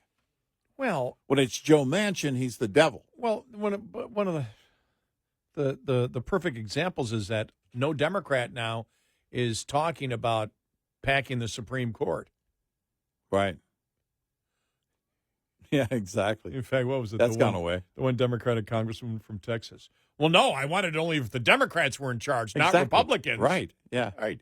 Because you wish to make. I mean, that was the admission that. What was it? I can't think of her name. I just can't think of her name at the moment. But that was the admission that you wish to get rid of the three branches of government. Right. Because you wish that the Supreme Court only act as a partisan for what you believe. Right. Not interpret the Constitution. Right. No. Act from the bench. Legislate from the bench. That's what they wanted. But that was just perfect, and you have more Democrats now coming out. Well, no, I wouldn't be for that now. Right. Only if Democrats are in charge do I wish to pack the Supreme Court. Right, because you don't like the Supreme Court's independence. Exactly. You don't want them to be their own branch of the government. You want them to be a branch of Congress. Mm-hmm. And they've said so repeatedly over the years that from the bench, they should be changing law. More over the weekend about how the left has wanted to do away with the Constitution and the First Amendment primarily. Well, that's where they want to start. Oh, yeah, the NPR woman, that was all over. That was from April, I think. But that went viral. But everything just seemed to rise again on it over the weekend. That just went viral over there. I'll see if I can find it. Well, I can find it because I actually saved it. But, it's where she says, the truth, really, we're overestimating the truth because it gets in the way of consensus. Right. And for some reason, that went viral this weekend. Yeah. Well, again, that's what they believe. They're saying it out loud now. the First Amendment blocks our agenda. That's what John Kerry was saying. We can't get our things done because the First Amendment. Basically, people can come out and do their own fact-checking. They hate the fact that people can be informed. Oh. They just hate that. And more people are. We've had this debate back and forth with listeners who call in and say, well, the media controls everything. The media controls everything. In today's world, you've got a computer in your hand. How you use it is up to you. You can be willfully ignorant, or you can actually go out and look for the truth. And, the great thing about that kind of setting, what we have available to us right now in the information age, is the fact that you have companies, websites, apps, whatever, all different sources of information competing for the same thing, right? But they compete for, obviously they want to compete to be viable as a company to make money, make profits. But beyond that, and as a part of that, actually, they have to compete for that credibility. They have to compete to be credible. When the whole thing, now everybody looks at Snopes as a joke. Because it is. Yeah. It's run by a couple of liberals. And when you look at how they rate things, now we'll still point to it when they rate some kind of, liberal claim as, false or something like that. We want to point out that even the liberals that run Snopes know that this is BS. And we'll do that. We've done that repeatedly. But the fact of the matter is, these companies, these organizations, when it comes to accurate information, they actually compete. And if you're doing it right, I'm not saying all of them do, by the way. There's plenty of garbage out there. But if you're doing it right, you're competing to be credible. Hey, I saw this over here. Is that accurate? Then if you go to 10 other sources and prove that it's not accurate, well, that first source gets the hit. Their credibility is going to suffer, and which means their traffic is going to be way down, which means eventually they're going to be gone, which means eventually they're going to be a joke like Snopes. 866-90-RED-EYE. Lines open for your calls. 866-90-RED-EYE on Red Eye Radio.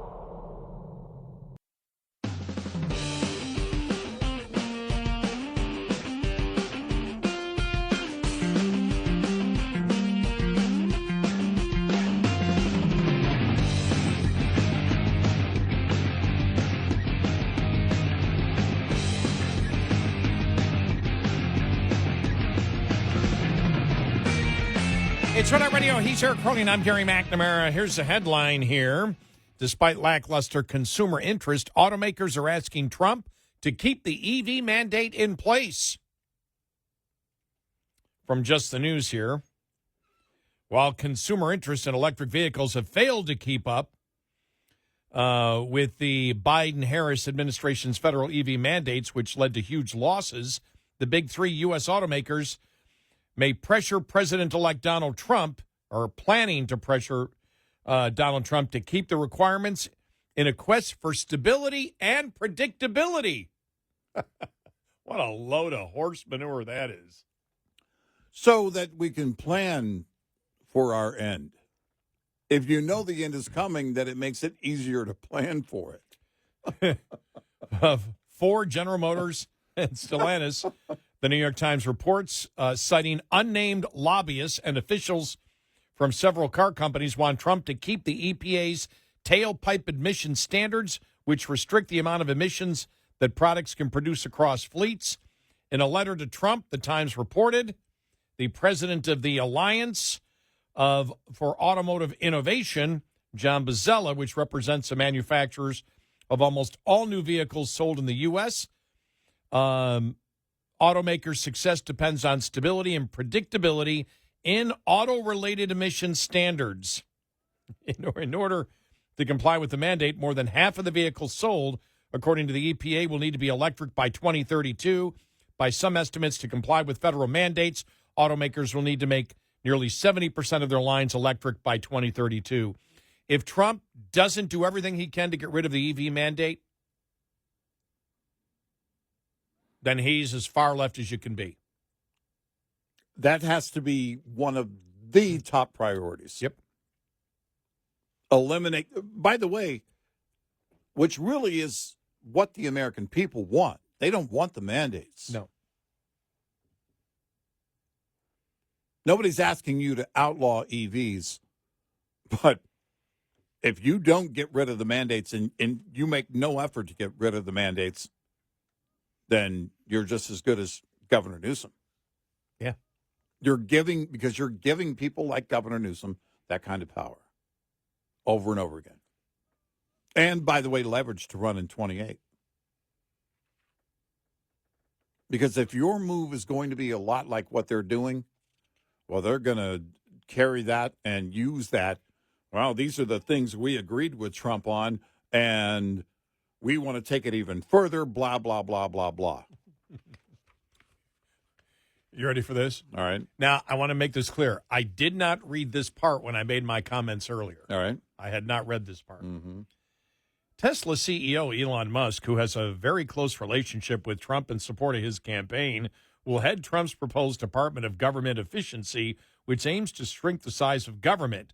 Musk, despite his company benefiting from the EV tax credits that were rolled out as part of the Inflation Reduction Act, said in a post on X, "In my view, we should end all government subsidies, including those for EVs, oil, and natural gas." Oh. Mm-hmm. Excuse me, oil and gas. Oil and I gas. don't know of any for oil and gas. Do you? No. No.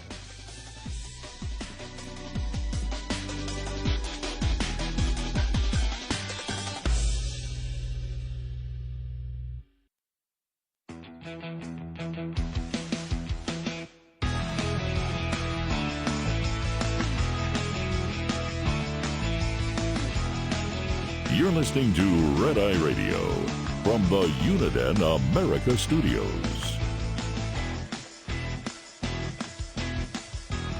It's Red Eye Radio. He's Eric Harley, and I'm Gary McNamara. Welcome and good morning. I'm going to have to look at the 60 Minutes that they did. Was it last night? Because I see it all over the internet, and it's on University of Texas at Austin, or University of Austin. Excuse me. University of Austin at Texas. That instead of considering DEI, they emphasize merit, excellence, and intelligence. And everything is open, to debate on that. So I'll have to find out how they actually covered that, because there has to be, if there isn't, then our side is winning. There has to be some negative thrown in there. By 60 Minutes. But I just happen to see it right now, and I'm like, okay, we'll have to make sure we get to that. Right. Yeah. But no, if Trump, my worry has always been, and until Trump actually says the mandates and the EV mandates and the subsidies are gone, we're not going to do it anymore. And I don't want Congress to do it anymore. Then it's still going to be done for a while because it's still in the Infrastructure Act. Yeah. It's still in there for a while. But if the Republicans in Congress say, no, it's time to end that, and Trump says it's time to end that, and Elon Musk agrees, then I'll be very happy. Now, he has said, we've talked about this, he has said before he's not for the mandates. We believe it's because he's able to do much better without the subsidies. Yeah. Yeah, he's not for the subsidies. And he's talked about that, and the market knows clearly why. Because the game has been build Tesla with, by the way, the help of government money, and subsidies to the largest EV maker, which they did. And then once you're there, then, of course, you can go out and promote no more subsidies, because that's going to give leverage to your competition. Right, but is he for the mandates? That I haven't seen. Yeah, I've never seen him comment on mandates. Maybe he have, but I've seen him comment on subsidies, but mandates, no. Yeah, and The problem that the OEMs have, the conundrum that they're in, is I think they believe that, and this is, they've invested so much money in engineering on EVs, even though it's not going to be profitable. You've got all this money going in this one direction. Trump comes in, Trump is going to be 4 years, and then who knows in 28. Mm-hmm. And you've got all this investment headed to that direction. So let's break down those assembly lines and head in another direction, which requires this isn't done in a period of a couple of months. So you break down those production lines, and now you're investing back in gas-powered cars. And then Gavin Newsom wins in 28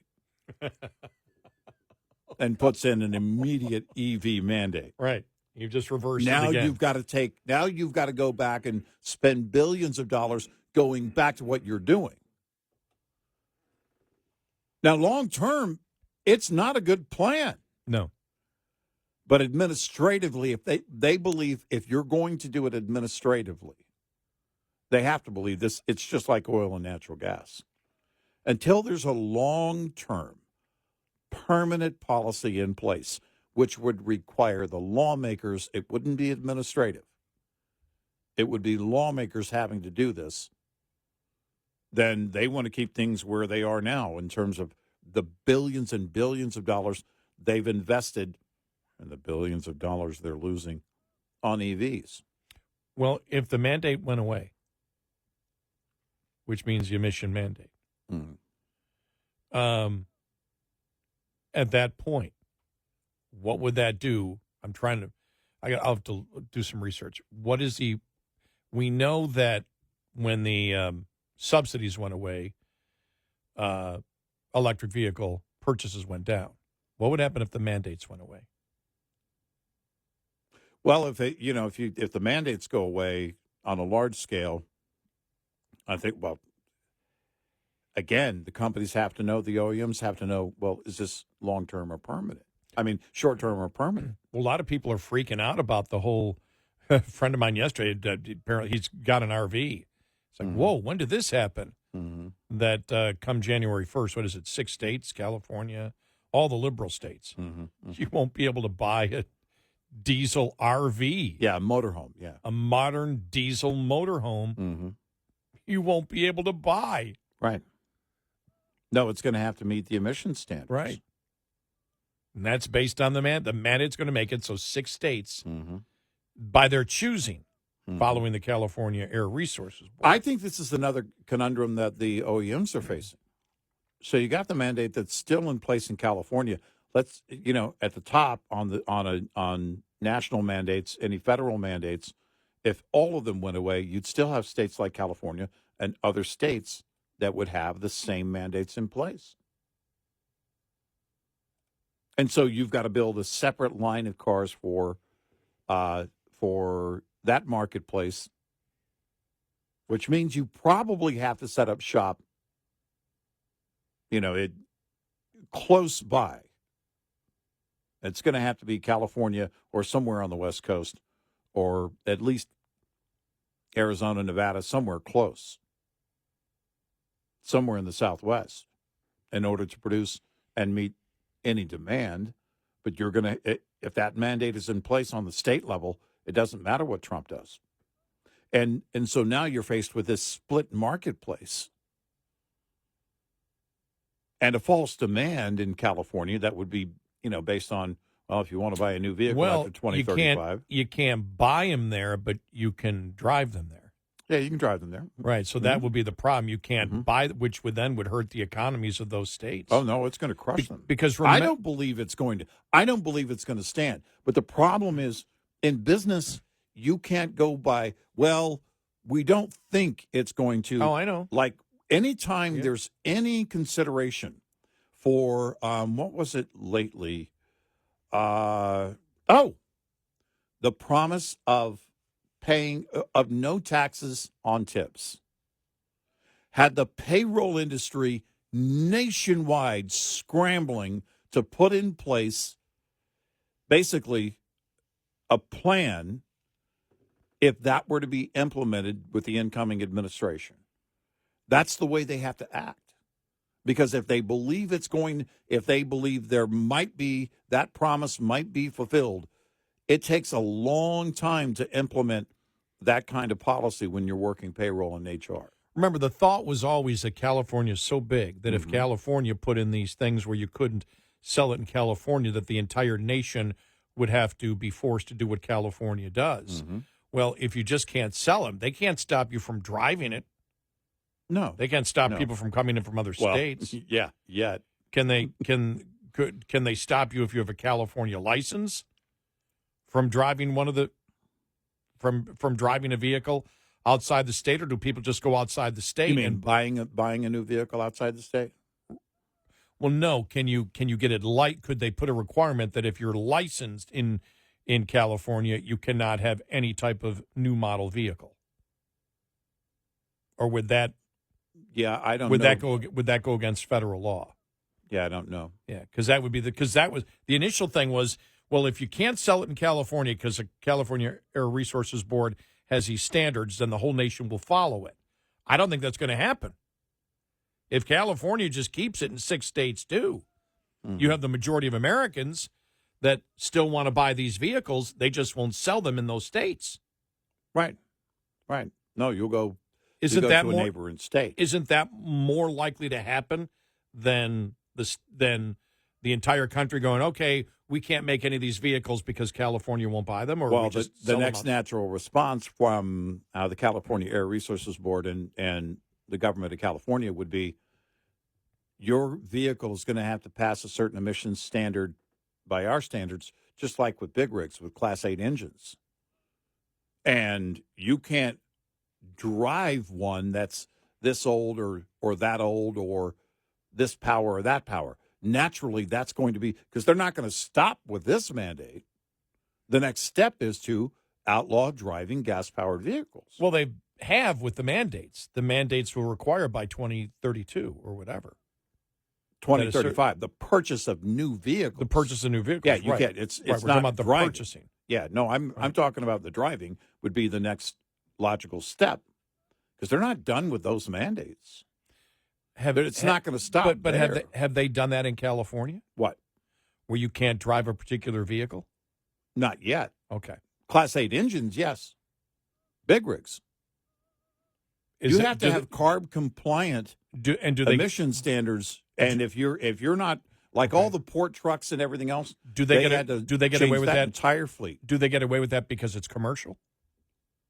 Maybe, but why wouldn't they try it with? Why wouldn't they go? That I'm not saying they wouldn't. I'm just talking about. I'm just trying to figure out if the law is if the law is different. Whether they can do it for commercial, they can't do it because it'd be an uprising. Well, no, every state can have their own emission standard, and CARB runs that emission standard for California. So this would be the next logical. Okay, step. well then what's stopping them is there being uproar from the people. Yeah, well, the economy crashing. Because tell me what dealerships are going to do. Well, what are people going to do if you say, because remember, a lot of these standards are just the last couple of years. Mm-hmm. You're saying you can't have a 10-year-old car then and drive it in California. Mm-hmm. Right. Yeah, eventually that would be an implosion of their economy. But they don't care. They don't care about the automotive industry. The average vehicle age is what, 12 years old now? 12, 13, something like that? People are keeping their cars a long time. My vehicle, 21 years old. Right. 21 and a half years old, my old vehicle. Right. My second vehicle. Mm-hmm. And it drives great. Mm-hmm. By the way, we're getting rid of inspections now in Texas, but you have to do the emissions test. Right. In large metro areas, you do. Yeah, exactly right. So, unfortunately, we'll see if it passes for 22nd year. Because all they do is tighten emission standards. Yeah. To a point, they know that certain age vehicles won't meet those standards. I mean, they won't. They'll never be done moving in that direction ever, because by the time 2035 gets here, well, that's going to be the old standard. Now we've got to keep the air clean by not allowing anybody to drive anything. That's right, because all the. I mean, you can't. You have it's to the have, old pit bull argument, right? Well, you can't have a gas-powered leaf blower. yeah, that's right. It's getting stupid. 866-90 Red Eye. Get in touch with Red Eye Radio, toll free at 866-90 Red Eye.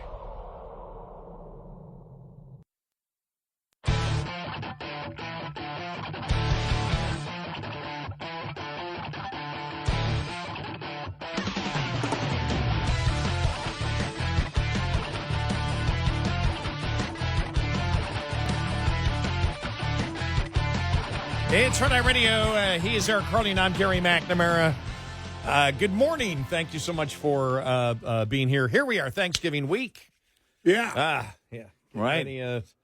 Another show tomorrow, and then we're out of here for a couple of days. And Right. everybody's out of it for a little bit.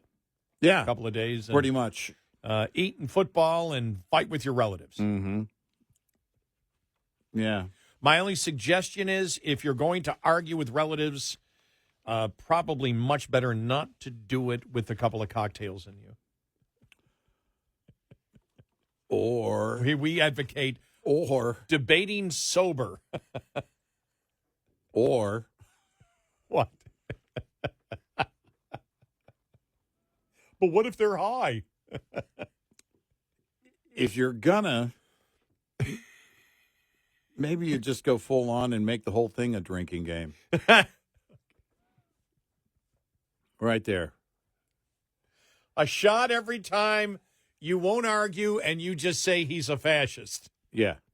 When Drunk really quick. a shot every time the words fascist or Hitler come up. Now, the problem is you're not going to remember Thanksgiving at all. But that's the drinking game I would play. But I don't know. I've never had a debate at Thanksgiving other than who's going to get that last piece of ham. I don't have debates. I don't have anybody I debate with. The big question is, will I have to sit at the kids' table again? Yeah. As I have the last few years. Well, you should. I think it was one time last year they said, Gary, there's a room at the adult table. Right. And I think it was my brother or somebody was having a discussion. My brother said, okay, I'll sit at the kids' table. So yeah, I got moved up. Right. Yeah. I don't like that type of segregation. Right. No, we have two massive tables that we actually put together. My entire crew is 16. Wow. That's if we don't have like cousins and everybody else come in. Yeah, well, about 9 or 10, I think. Yeah.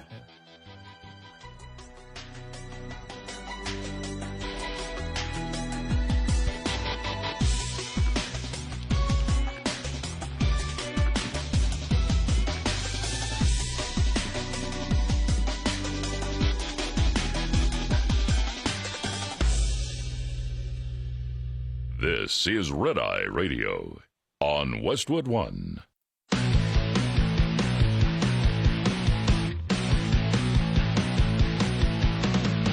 Now, it's Red Eye Radio. Gary McNamara and Eric Harley talk about everything from politics to social issues and news of the day. Whether you're up late or you're just starting your day, welcome to the show. From the Uniden America Studios, this is Red Eye Radio. All across the USA and around the world, we are Red Eye Radio. Good morning. He's Eric Harley, and I'm Gary McNamara. Happy Thanksgiving, everybody. Thank you for being here. We only wish to hear from liberals. What are you thankful for this year? Yeah, we have a legal note. It is not required to be thankful.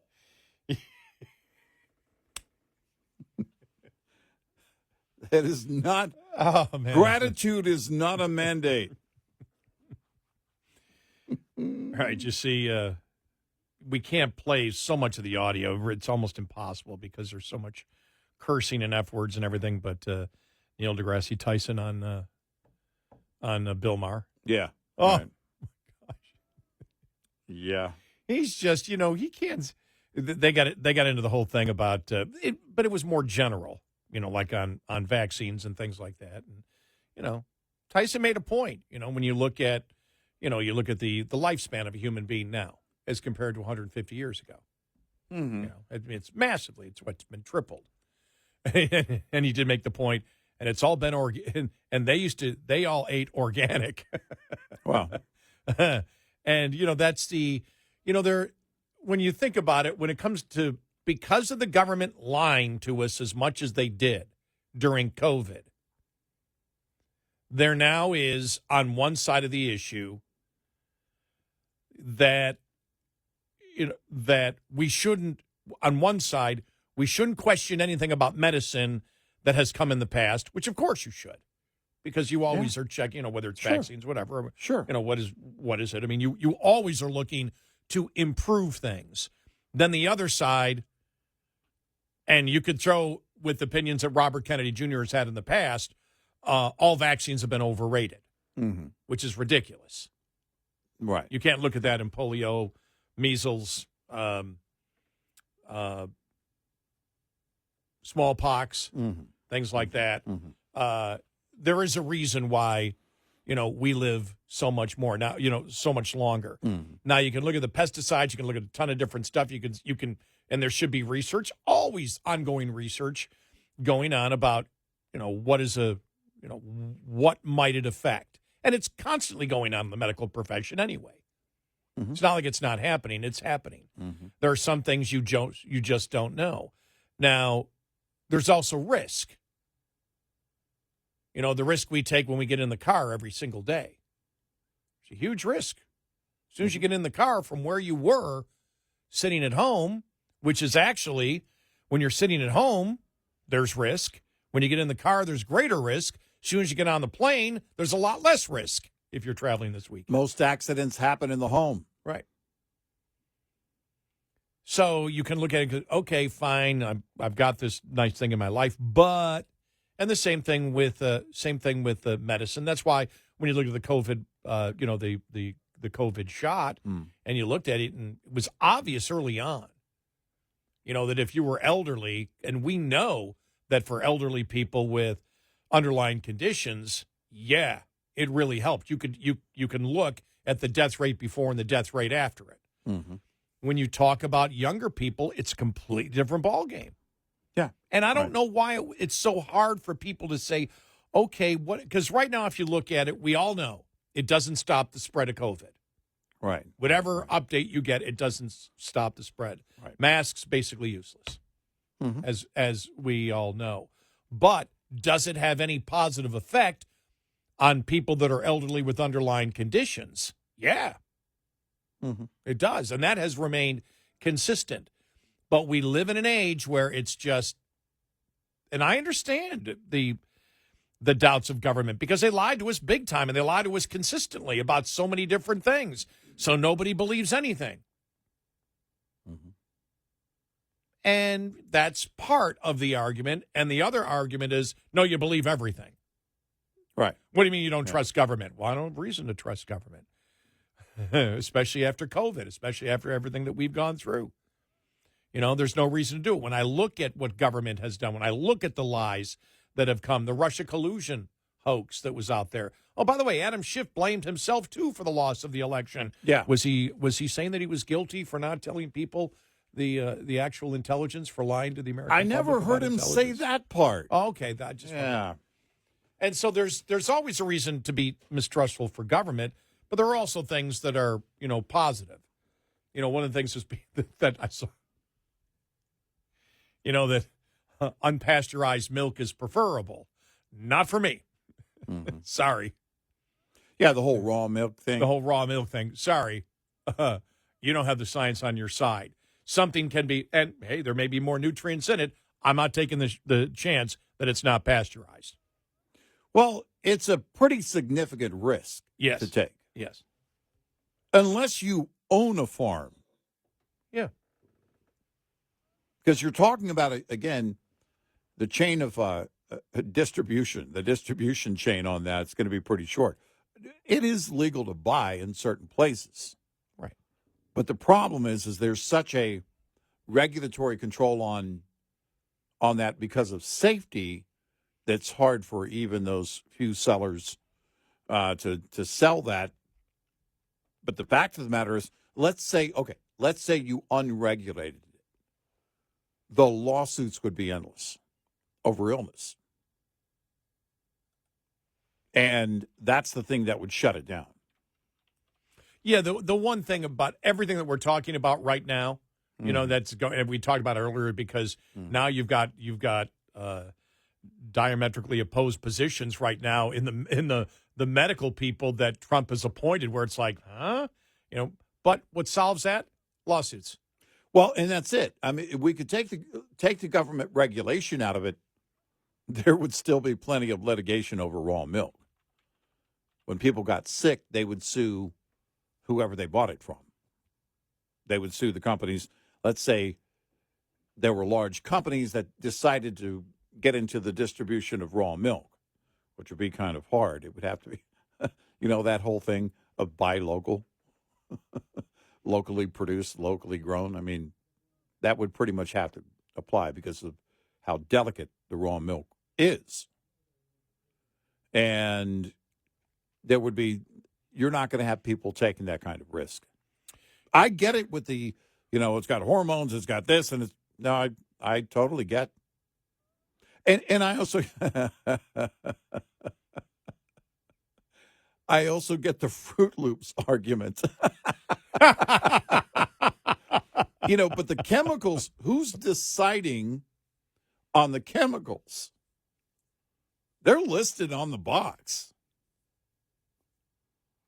It's the same thing as I'm not eating with all those chemicals. Hey, can I get a 20-piece chicken nugget, please? Well, you look at. I was seeing something that there was a speech that Dr. Macri had given, who was supposed to head the CDC, and I like everything that he said during COVID. And he was talking about, okay, we need to look at all the substances that we put in there. And he said, for example, pancreatic cancer has increased like 60% over the last 25 years.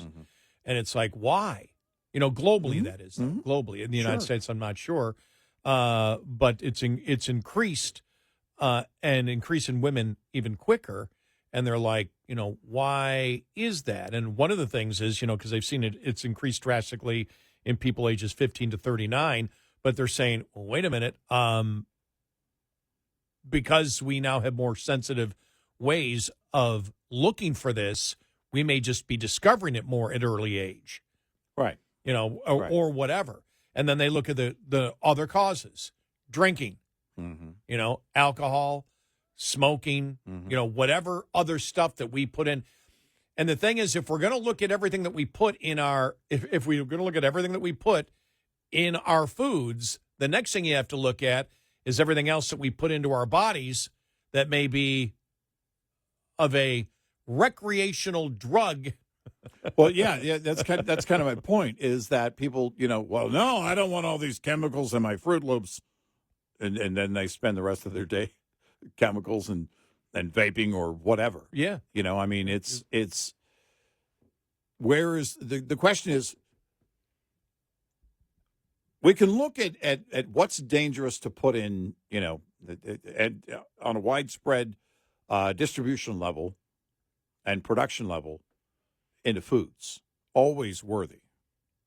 Is that, now do we know that actually is a cancer-causing agent or whatever? But the problem with that is then you're giving the government even more regulatory control. Because the approach to it would be what? Well, this is happening and it's got the control of people's lives and they don't even know about it. So the government needs to step in and do something about it. Well, if you're a conservative, you're not asking for more government involvement. Certainly there should be people should be aware of what they're ingesting. The fact of the matter is many people just don't care. I mean, when you're RFK Jr. and, you're doing the clean eating thing, almost nobody eats that way. I'm not saying it's bad for him to do that. I'm saying realistically, you're talking about things that aren't going to change on a large level. If it is directly making people sick, then there should be an investigation into that. But we go about our days exposed to all kind of things voluntarily. And again, with food, you see it on the box. Because when you read something and there's a ton of chemicals in it, I mean, I think a lot of people take note of that and go, "Ooh, wow, I didn't know that." If you're learning it for the first time. I've jokingly had a problem with Simply Orange, the orange juice. Oh, yeah. Yes. All right. And I love the fact that Kiefer Sutherland's dad, God rest his soul, was the voice of that whole campaign, right? But then they started mixing it with other juices. Simply Orange with pineapple. Well, then it's not Simply Orange. And, but every day we kind of go through this. We kind of have that mindset. Yeah, but, whatever. Well, we want our Fruit Loops cleaned up on our way to McDonald's. You know what I mean? Hey, this better be done by the time I get back here with my nuggets. Well, again, we tend to, as a society, and I think this is part of the popularity of Robert, Kennedy Jr. Mm-hmm. We're going to clean up all the what does that mean? We're going to clean up. So you want to, if you really want to save lives, you ban alcohol and you ban tobacco and you ban most drugs. And you start with alcohol. And you start with it. Well, I'm not, by the way, I'm not advocating. I'm simply saying if that's your goal. I'm daring. I'm not advocating you. I'm daring them to. Okay. Go ahead. Try it. Remember. We've done it before. Remember, those were the necessary businesses that had to be open during COVID. Exactly. Yeah. A nation that once had prohibition during a pandemic decades later made sure that they were fully operating and everyone could. And then but the answer was also to facilitate people drink. It wasn't the intent, but it ended up being the unintended consequences. People drinking, half of people in that survey admitted to drinking while they were working from home. Yeah.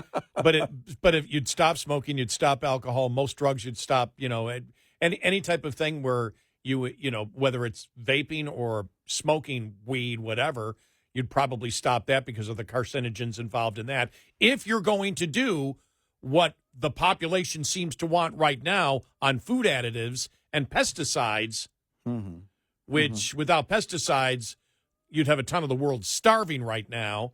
So, I mean, everything's a choice. Everything has a risk factor to it. But then you'd say you'd have to cut out majorly the carb content and caloric content of most food. Limit the amount of food that people, because it's the amount that people eat. It's the amount that people eat, and it's a lack of exercise.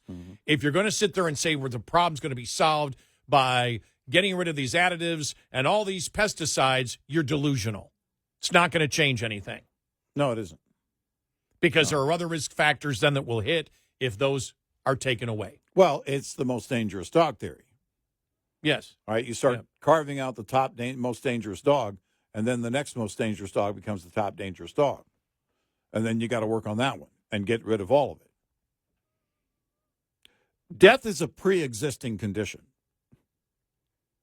And and this idea that, somehow, and look, I want everybody to be healthy and live long and prosper. I want everyone, to be, I wish everyone to be healthy and happy. But the observation is very different in how people choose to go about their lives. If you think that the government is the answer to come in and change these things, look, digesting chemicals, I can tell you right now, your body knows, it doesn't know what to do with any of that. It doesn't know how to digest them, including, you think about alcohol. It's a carcinogen.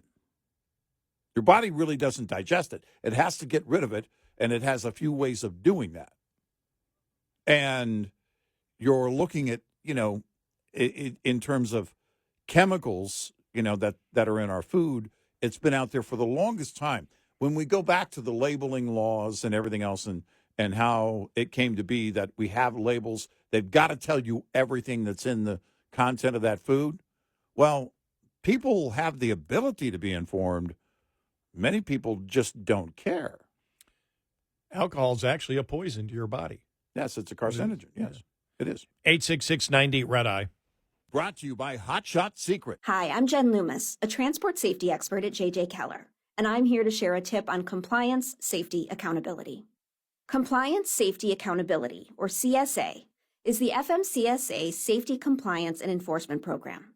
Its goal is to hold motor carriers and drivers accountable for highway safety and to reduce crashes, injuries, and fatalities on our roads.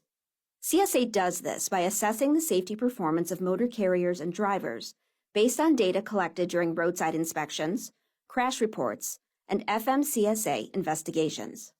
Based on the data that is compiled, motor carriers are assigned a score.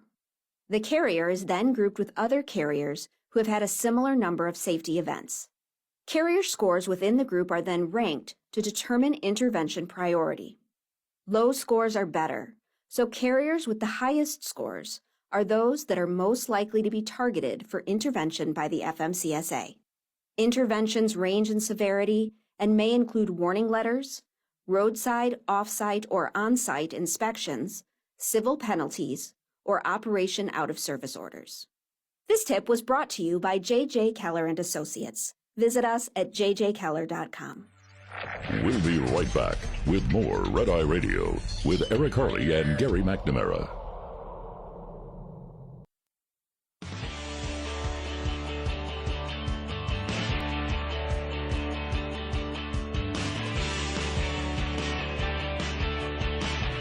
It's Red Eye Radio. He's Eric Harley, and I'm Gary McNamara. Welcome and good morning. Thanks so much for being here this morning.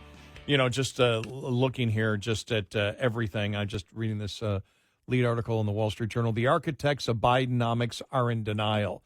Democrats still refuse to admit that their policies caused inflation and cost them the election. Well, there you go. You've got every single major issue that the Democrats were for, that got them defeated. Right. Oh, what's her name? Was on Bill Maher. Mm-hmm. Oh, I can't think of her name. Former head of the DNC. And, Donna Brazile. Yeah, and she was saying, well, the wokeness didn't kill us. She goes, yes, it did. Yes, it did. No, it didn't. He goes, then you're going to lose again. You're just going to continue losing as long. So everything that the Democrats believed in that the polls show the people did not is not why they lost the election. Right. I'm telling you, they're not going to change. Right. They are not going to change. They're clueless.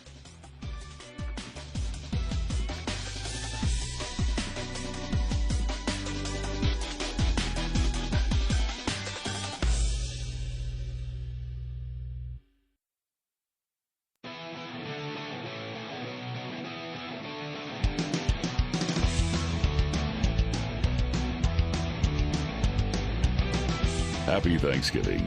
Gary McNamara and Eric Harley. Red Eye Radio. And he's Eric Harley, and I'm Gary McNamara. Welcome and good morning. Just quickly getting back to the entire, food thing that we were talking about and Robert Kennedy Jr. And the thing is, do you remember, I don't know, you probably weren't old enough. Remember the cyclamates in soft drinks? Cyclamates, that type of sweetener? No, when I was a kid, cyclamates were already a group of superheroes with special powers. There were two things in the 60s and 70s I remember. Saccharin. Mm-hmm. They banned saccharin and cyclamates. Saccharin they banned and thought that studies linked it to bladder cancer. By the time you got to 2000, it was delisted as a carcinogen in 2000. And the warning label requirements were repealed on saccharin. Cyclamates, seen a ton of university studies have come out since that time and have said, probably was harmless. And in the levels that they were in it, in levels that were in soft drinks, it was basically harmless. You can look at anything out there. There's so many dang chemicals out there that they look at. You ingest so many hundreds upon hundreds, probably thousands of things that it's like, okay, what actually is the cause of, for example, looking at pancreatic cancer? You know, where it's increasing the most. And I bring this up because Dr. McNamara, who's going to take over the CDC, was talking about it. And, you know, in past speeches and said, we got to find out, you know, why is this happening? And he did talk about, you know, the pesticides and everything else out there. But have they proved, you know, have they connected the dots all the way? Well, no, they don't know. Right. They know, they believe smoking and drinking and overeating. You know, you look at the things that kills you. You know, you want to look at the thing over the last, what, probably 20, 25, 30 years that probably has increased drastically, probably has been diabetes, type 2 diabetes. I have type 2 diabetes. It's genetic, but if you're eating properly, if you eat properly, probably for most of your life, you wouldn't even know that you had it. But we just eat so many carbs and so much sugar and everything else. But the fact is, those aren't toxic immediately. They can be toxic over the long term to your body, especially if you have type 2 diabetes. Right, sure. And so you can look at, you know, so many things out there, but there is no silver bullet to solve any of this. Well, you know, because, and I don't look for a government silver bullet. Right. But to talk about that the government will bring us a healthier society that we've always wanted is a load of horse manure. Yeah. You know, can they look at things that they know are absolutely toxic? Yes. But this debate has gone on since we've got into modern medicine for a century. They've been right on some stuff. They've been wrong on stuff. Right. Because it's always evolving. Yep. But as we know, if it wasn't for modern pesticides today, how much of the world would be dead, not even alive? Right. Because of food production. Right. And modern fertilizer and everything else. So, you know, we all have the ability and we all have the choices with even the failings of government to make our own choices to eat better and eat healthier. Well, there's a lot of great information out there. And they're just primarily there's no will. A lot of people just don't have the will. They choose convenience over that. Breakfast cereal is one of the prime examples. Get up and make your kids some eggs in the morning. A high-protein breakfast is much better for them. Even old-fashioned oatmeal is better than the cereal you're going to buy in a box. We all know this. Convenience takes over everything. You could get up earlier and do it. It takes a lot of work and effort. It takes a lot of discipline to get it done. I mean, I'll throw my mom under the bus here. I remember when, you remember Carnation Instant Breakfast? I think they still have it. Yes. Yes. Right? Oh, yeah. Well, now, look, she's got 5 kids. 4 of them are boys. So that was a big, you know, you had a full morning even before 7 a.m. But having said that, she did cook us breakfast most of the time. There was an accident. She was hit by a military bus, actually, while in the station wagon and on an Air Force base. And she spent a lot of time in the hospital. After that, her back was never the same. In fact, still today. And she wasn't able to, stand for long periods of time. She did it, much to the dismay of her doctors. But over the years, it took its toll. When Carnation Instant Breakfast came along, if we were running behind, that's what you got. I know. I remember Carnation Instant Breakfast. Do you remember the commercials? Mm-hmm. That it has as much protein, and they showed an egg and a slice of bacon. Yeah. I don't know if they had toast in there, but I remember seeing the egg and bacon. I went, well, this is great. But for me, it never did the job. It was chocolate milk for me. That's all. Yeah. It wasn't anything more. It didn't keep the hunger pains away from some young teenager running around. It was like, no, I need something solid in my stomach. But living on base, we always had to catch a bus because the schools weren't on base. Our schools weren't. And so you couldn't miss the bus. You had to be on time at the bus stop. And if you were running late, that's what you got. But Mom always got out of bed, and made breakfast. Another thing was, if you were the youngest of those four boys, you had to get up pretty early to get the best bacon or any bacon. It's convenience, and I don't blame parents for wanting convenience. We're all guilty of it, myself included, because time gets away from you. And if you've got two people, if mom and dad are both working, then you're gonna choose convenience, because your kids are going to go hungry if you don't. It's going to be bedtime before you get dinner done on some nights. And that's the way it goes. And, so you sacrifice a lot for that convenience, unless, and I know a lot of parents, in fact, I have my daughter does this, prepares things ahead of time. She'll spend, because she works and her husband works, and she'll spend time ahead, on the weekend and putting together things for the kids so that they have the options that are healthier in the morning. And it also saves her money. Cereals become very expensive. Just reading an article about breakfast cereals and how there's been a decline in unit sales, the number of units being sold, but the profits are actually on the rise because of what's going on right now, or has been going on for a few years with the grain market and everything else. So, it's caused and with parents, again, if it's not also not a cheap alternative, then there's going to be consideration for other things. Also with breakfast cereal, there's a lot of competition that's come in. These ready-to-eat things you pop in the microwave for a few seconds, will grab your attention. For us back in the day, the only alternative, if you wanted something warm, was a Pop-Tart. And it's just, we know these things about the chemicals. Yeah, but. I mean, we can. We're the ones who determine the demand for all of it.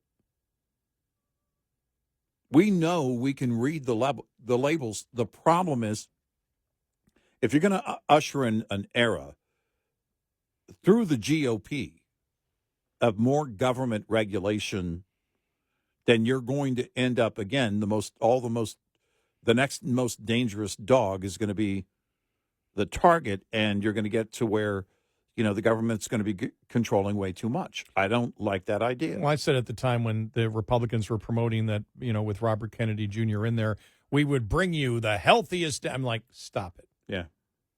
Just stop the over-the-top hype here, about it. We have government agencies and research institutes that should always be looking at chemicals we put in our body and seeing the things that are really bad, that can, and that's the decision. How do you know?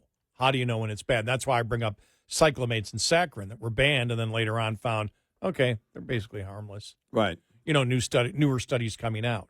Now, could studies come out afterwards and say, well, maybe it does cause harm? Yes. But if you sit there and say nothing of risk to the human being, then we'll all starve to death. Right. Yeah. So the question is, where do you go when it comes to government enforcement on it? And where do you go with the hype on it? Because that's what I got. What got me the most was Republicans and the hype of Oregon of the healthiest. Shut up. Well, at one time the USDA was telling us that the food pyramid would show you what's healthiest. And now we're going to redo the food pyramid for the umpteenth time. Right. So I don't like that approach. An awareness campaign, all right. If you want to be a part of that, that's great. And make more people aware. But again, there has to be the will by the collective public to demand that. I don't believe everybody's demanding high levels of chemicals in our foods, but a lot of people just don't care enough to change anything about it. That change has to basically come from the private sector when the demand changes. You know, one of the things you saw with it was a lot of companies actually, and sectors of the food industry like sodas. Well, when there was a trend moving away from sodas and more toward water, well, soda companies got into making water. Well, now the plastic bottles that you drink the water from can be dangerous. Again, it's the most dangerous dog theory. There's always going to be a problem. Okay, nobody can buy anything. You have to grow your own. I can tell you right now, that's not easy. Yes. Just like farmers, you're going to have periods of starvation. Well, it's going to be feast or famine. It really isn't that hard, as we said a long time ago. Eat less, exercise more. Well, because we could get into then the recommended daily allowance of red meat. Yeah. When we get into the habit of doing this from, through the GOP, a Republican administration, where do you think the Democrats are going to go?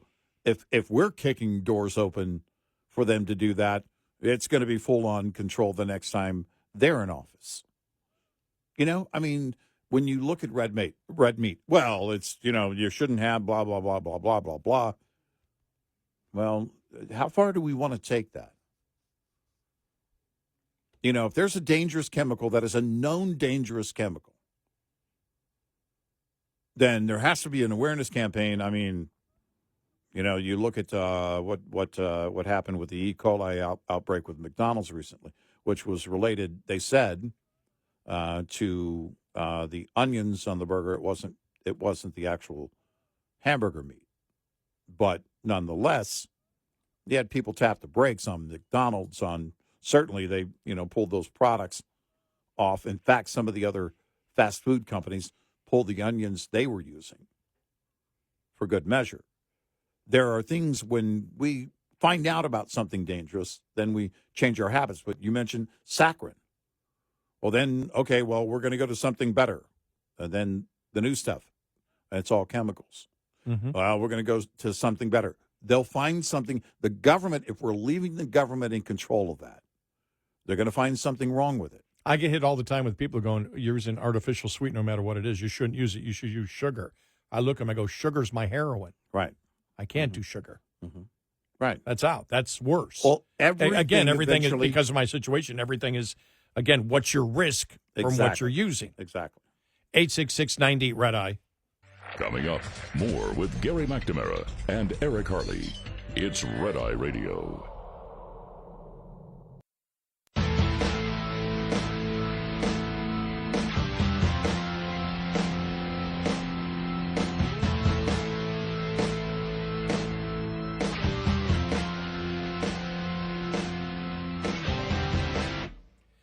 It's Red Eye Radio. He's Eric Harley, and I'm Gary McNamara. CBS News had a poll out. Trump with almost 60% approval. Wow. Yeah, wow. What? You mean among people named Trump? Well, 60% approval Wow. of what he's done since he's been elected in the transition. That's... Which is exactly what we said last week, where I went, or a couple of weeks ago when he started picking choices, I went, I don't want to get too caught up in all this because the public really doesn't care. It's when they start implementing stuff. Yeah. What they've actually right. said in the past is the public really? Not really. Mm.